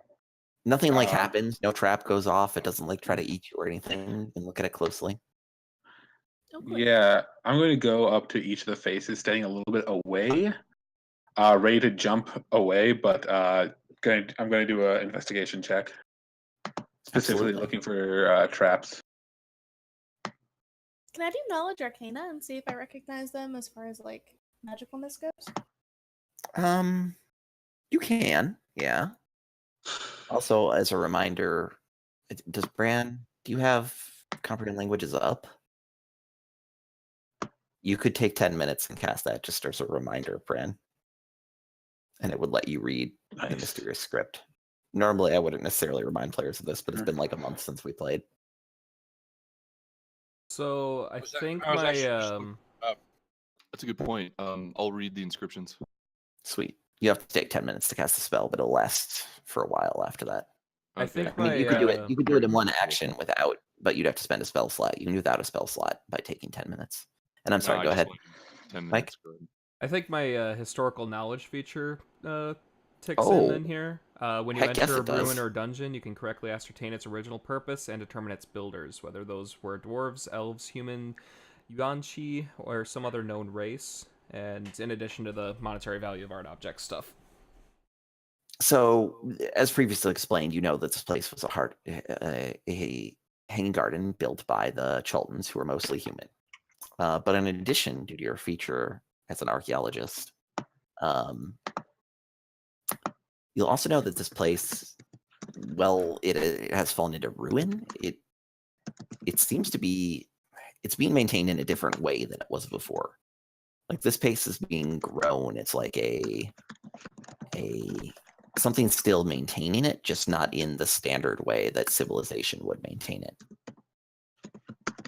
And you definitely get the sense of a sort of serpentine race influence. You don't think it's Yuan-Ti or any of those.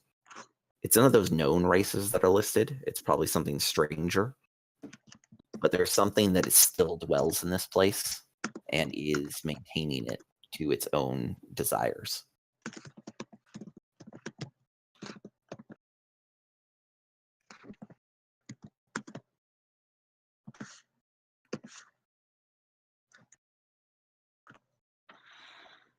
Okay. I don't know if an 11 investigation would reveal anything, but does it?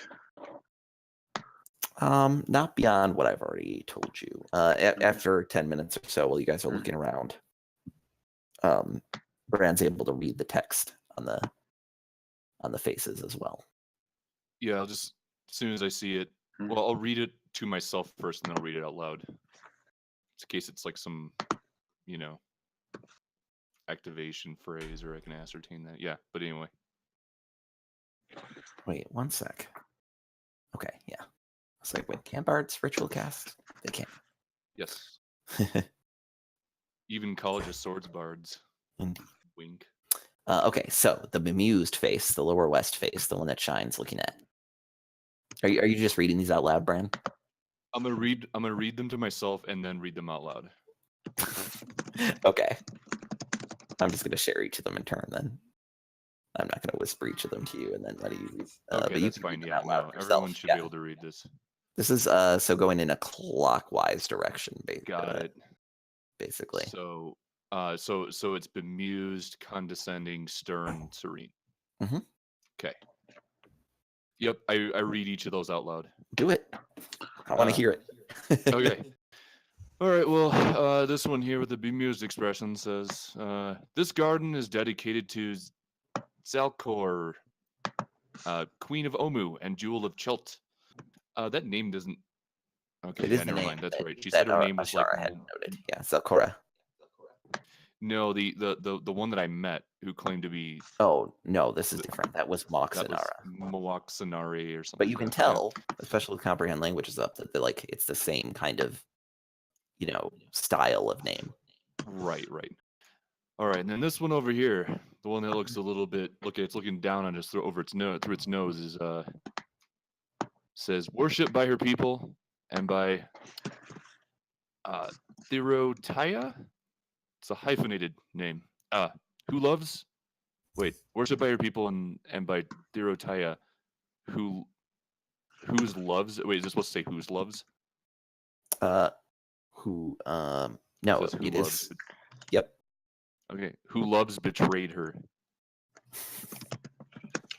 That does not make sense. It is supposed to Yeah. be slightly grammatically strange.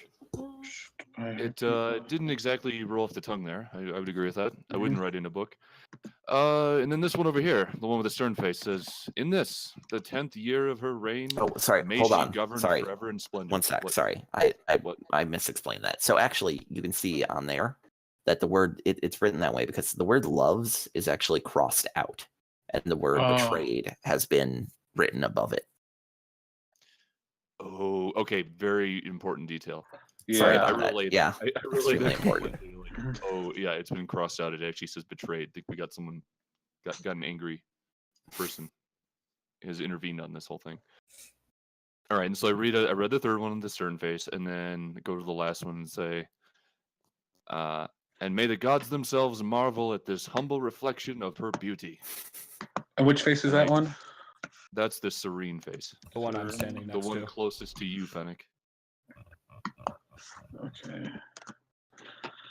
I'm gonna bow to the statue in front of me to see what happens.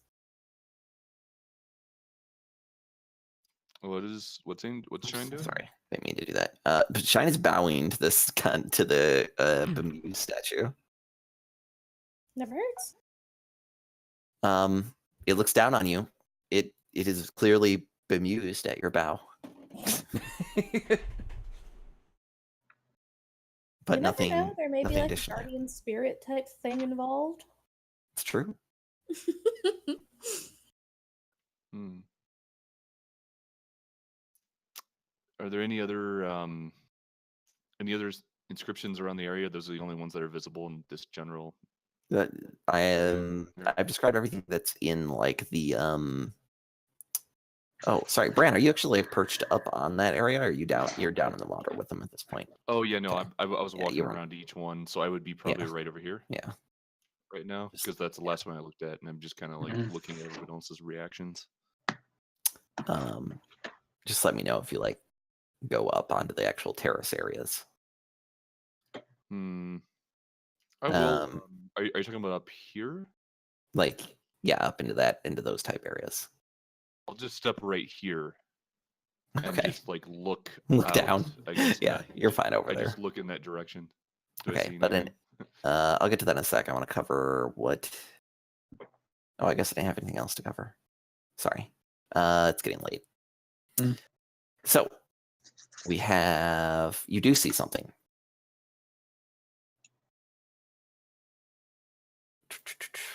As you're standing there, so yeah, everybody place themselves kind of where they're at as you're examining these faces.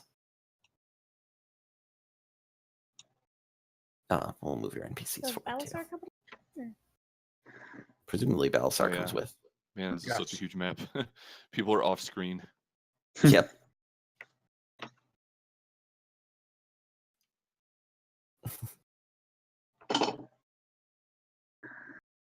So to get a better look at the face, Bran kind of flaps up and lands just on the edge of that area over there.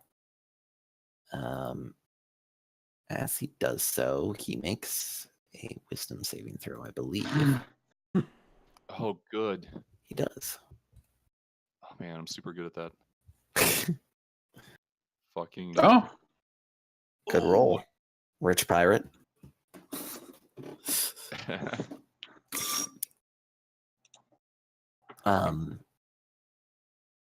You realize that there's like a lot of pollen in the air on this side of the gardens. A lot. And you can find it, you can feel your mind like for a moment being overtaken by it. As you turn and look in the direction that it's coming from. You don't see anything, just a whole bunch of plants. Okay, so But you definitely feel as if something like the pollen was affecting your mind and you just barely shook it off. Okay, so it definitely felt like a mental attack kind of thing. Mm-hmm. Okay, yeah, I get back down. All right, so up that way appears there's a bunch of pollen flying around, and I think it tried to do something with my head. Not sure what, but proceed with caution. nature check to see what that is. I don't think you have enough What did it feel information like yet. was happening to me? Was it like sleepy? Was it like mind control? You for a moment you felt like you really wanted to move in a certain direction. Like you felt like you were being pulled towards something. Like you felt like you were in love almost. And that you wanted to go to your love. The whole lot of you know, being adventurers and all, you've had that you've been sorcelled by some kind of something that makes you want to follow, something makes you want to go hither, come hither. That's what it felt like. It was drawing you towards something. I think so. Shook it off just in time. Do you see what you were walking towards? I don't know, JP, did I? You just saw plants, a lot of plants. Lots of plants. Assuming Do you that's where know- pollen came from? What does If it you smell went like? if you went up there, Hux, you could get a better look. But yeah. Anyway. Yeah, do I think I could like wrap cloth around my nose to keep my pollen off of me? I mean, at the very least, that would give you advantage. Okay, so what I'll do is I will take a rope, tie it around me.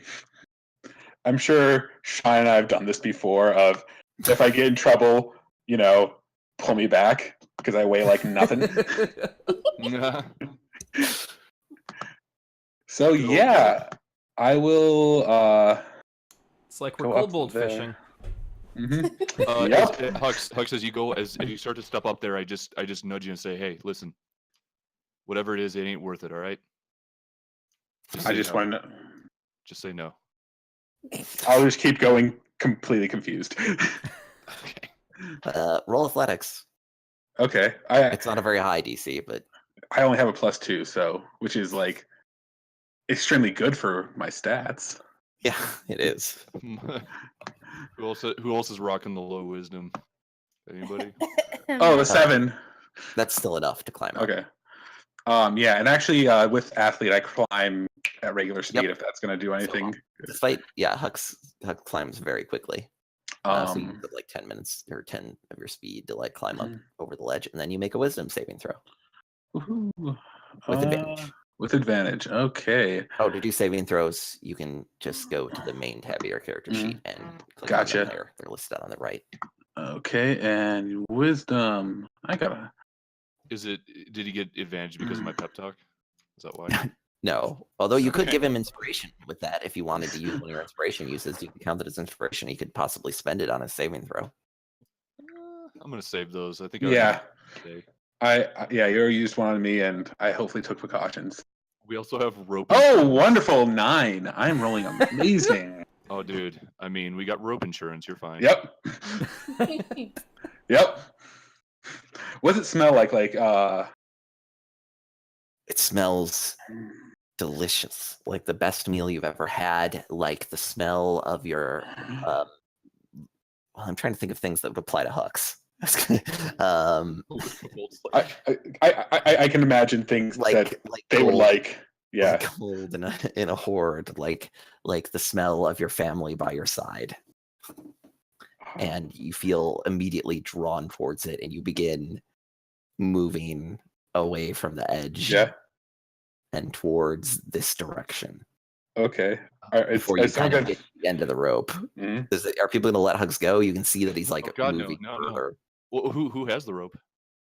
Shine. I do right now. With my no strength, so I'm gonna pass it off to someone bigger than me. I'll assist. I'll assist the pole. Is Fennec grabbing on? Is that what I just heard? Yes, Fennec is grabbing on. All right, Fennec, roll with advantage. Athletics. Hux. Oh, good. Roll athletics without. Okay. Yay! Watch, I'll get a 20. Wait, that's pretty good. That's pretty good. Let's see, athletics. Where are you? Skill.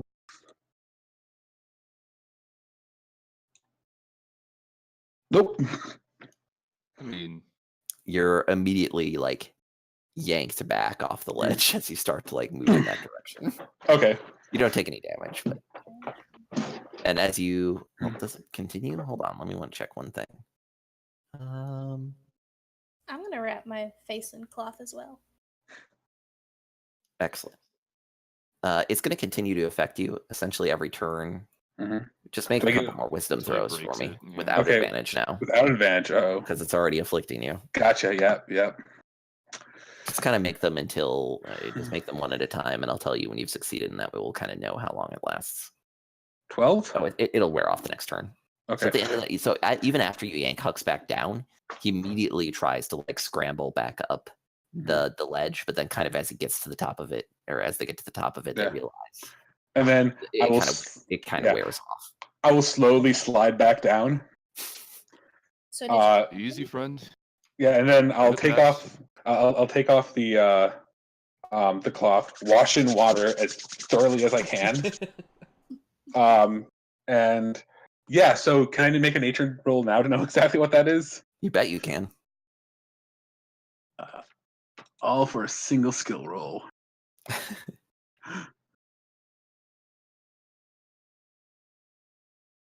That did not work. I don't know what happened. Try this again. Never mind. Well, I'll tell you this: there are Mhm. several variety. You know that Alex knows there's several varieties of plants in the jungle that it could be.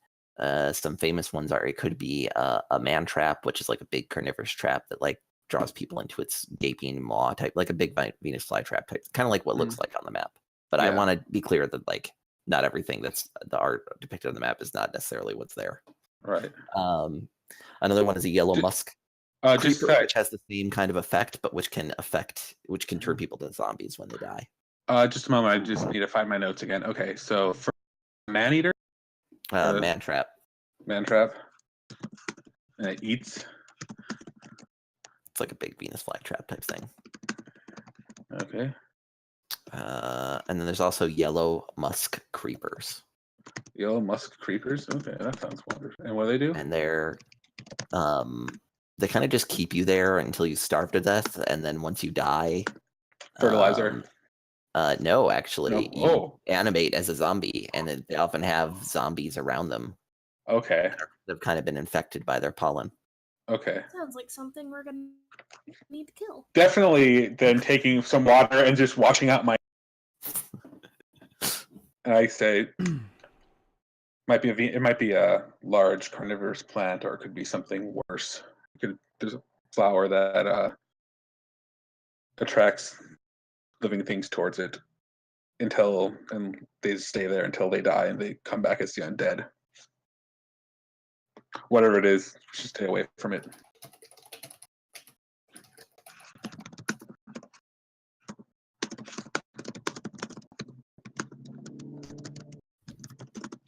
Probably good to be careful in stepping up on these kinds of areas in general. There might be more of them. Almost certainly.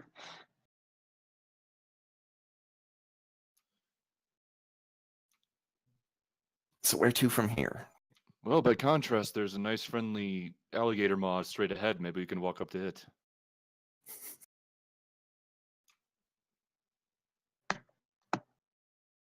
Do you want to go say hi to the alligator, or do we want to leave a creepy plant that pulls us towards it at our backs? Oh, hold on. I'll fly straight up from where I am, and try to get another. Maybe now that I'm repositioned, maybe another kind of look at. Sure.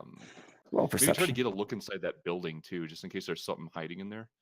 Yeah, the building to the north of you. Yeah, the one with the. Yep. Just try to look down. It's like, well, we could just venture forth blindly, or I could try to get an idea of kind of what things are around. Sure. You can now give me another perception check. You bet. About that. Bran gets distracted by just how beautiful this place must have once been. And he thinks of really all the breathtaking stories up that here. must have occurred here, all the great duels, especially now that he knows there's some kind of love story that has afflicted this place. Oh, yes, I could see it now. The betrayal, the love, the passion that went into this place. Really, it's breathtaking up here. It's amazing. Like, if any of you, well, the lighter of you, want a better look, I'd be happy to fly you up here and have, if you're not afraid of heights, of course. Do you see anything useful? What?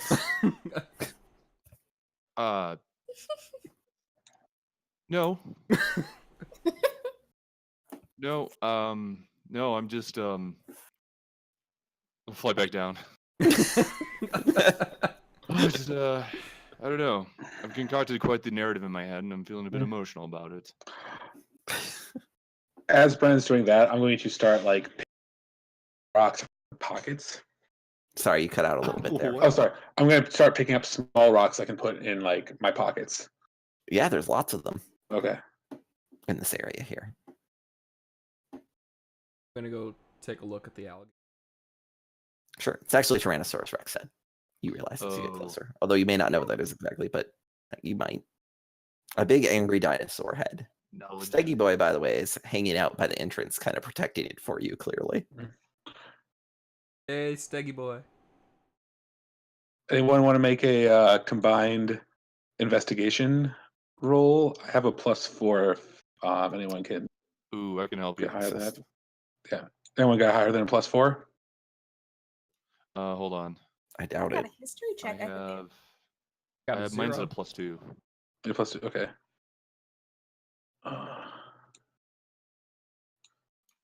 Isn't that So just if you assist someone, that just gives them advantage, right? Yep. yeah. Okay. See, oh my god. Solomon, I'm I don't sorry, know what to dude. tell you. I think you just need to get out of like the yellow range. It's red Get away now, from though. oranges. It's red. Oh no, This no, is- no. Get out Well, of the warm colors. Just do turquoise. Do turquoise. Go for a TARDIS. I don't know. just do like green. I'm glad. No, it's just the dice are trying to kill me. I love that in the face of. So we're using a digital program, Yeah. but the gamer mind Yes, immediately oh tries yeah. to find some way to apply addition to the probability of dice. It must be the color of the dice Yes. in the program. That's clearly. Hey, when Listen. all other options have been ruled out.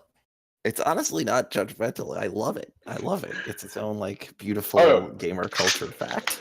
The wrath Exactly. of I know Jesus it's is a rat. strong. History check and see if I can figure anything out now that I've seen the. You kind of, I mean, I already gave you information based on a history check on this place that you made earlier. There isn't Yeah. really Nothing new. much more you could learn at this point.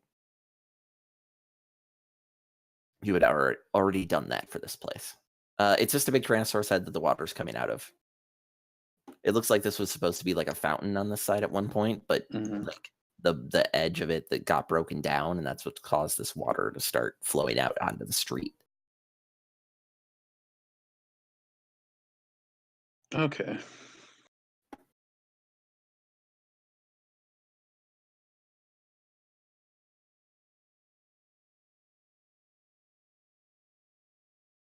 You guys are gonna head down that way now.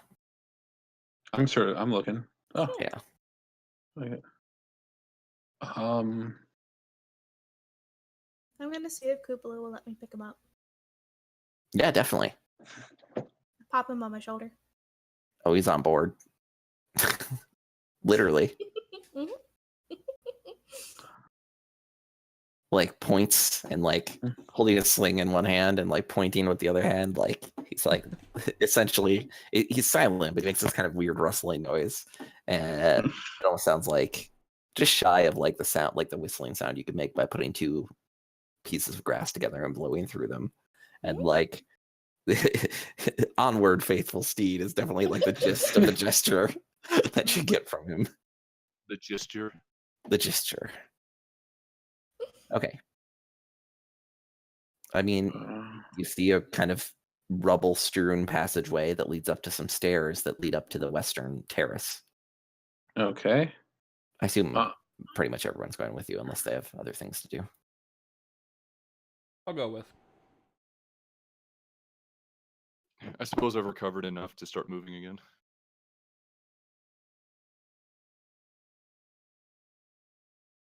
We don't have to be exactly specific as to where everybody is unless I say Yeah. something, by the way, so don't worry too much about that.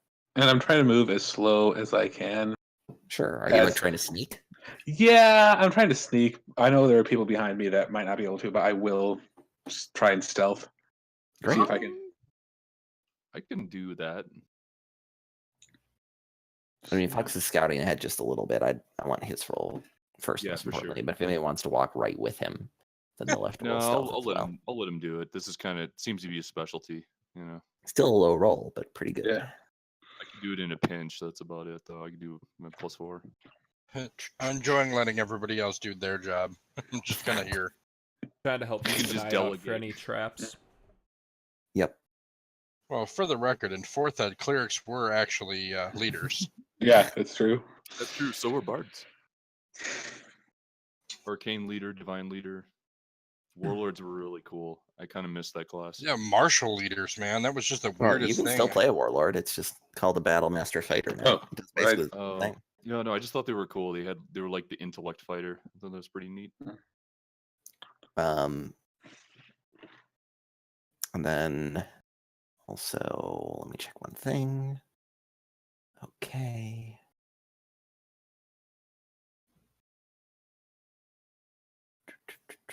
Oh, before I start going up, I will reaffix the Sure. wet cloth on my face. That makes sense from before. I mean, you succeeded on the save anyway. You feel this is a different scent. Okay. You just feel like this place, these plants, they're your friends. This is your pack for a moment, and then it passes, like as you shake it off immediately, and it's a different kind of pollen you recognize. Mm. And this is kind of as you reach the top of the stairs. You don't believe that you're seen, but you can see moving through the bushes on this side of the of this western terrace. You can see several zombies of like that the art is depicting them as dwarves. That's not exactly right. They look like humans. Okay. But they've been long dead, and there's like a light dusting of yellow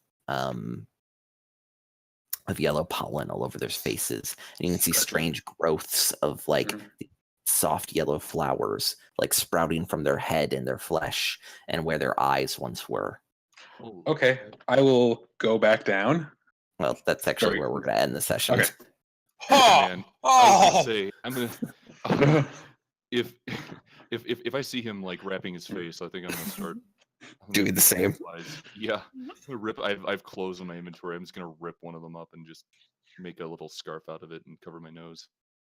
Just the same, like a beak nose. So great session. Thank you all for joining me. I had a good time, and welcome to our new players. That was Definitely. Yes, glad to have That was really fun. I need to obviously make oblations to the dice gods. Yeah, clearly. Please go and cleanse yourself of some purity. Whatever you did to summon this darkness upon you. Give praise to Grim RN darkness of Jesus. I actually do want to make turquoise dice. What's the best way to do that? Be Click on blue and green. probably. Yeah, dude. And I don't then think I probably told you how to use white. Angel, but if you want to change the colors of your dice, I don't know if you figured it out, but there's like a little paint palette button on the upper right you can click. It doesn't keeps do making anything really, except really change the colors of your everything dice, like, but mine, by the way, are bright pink. Not that any of you ever get to see them. They're all shadows. I can turn Mine that are off. like super See? royal purple. Here's mine. Nope, still shadow. Ooh, got him. Got him, boys. Get him. Still Purple's shadows. a good color. There's still shadows? Yep. Lame. I'm looking at the stream to see when I drop it. Oh my god, yeah. It's That's lame. Well, at least I can enjoy them. All right. Dude, you can toss them around?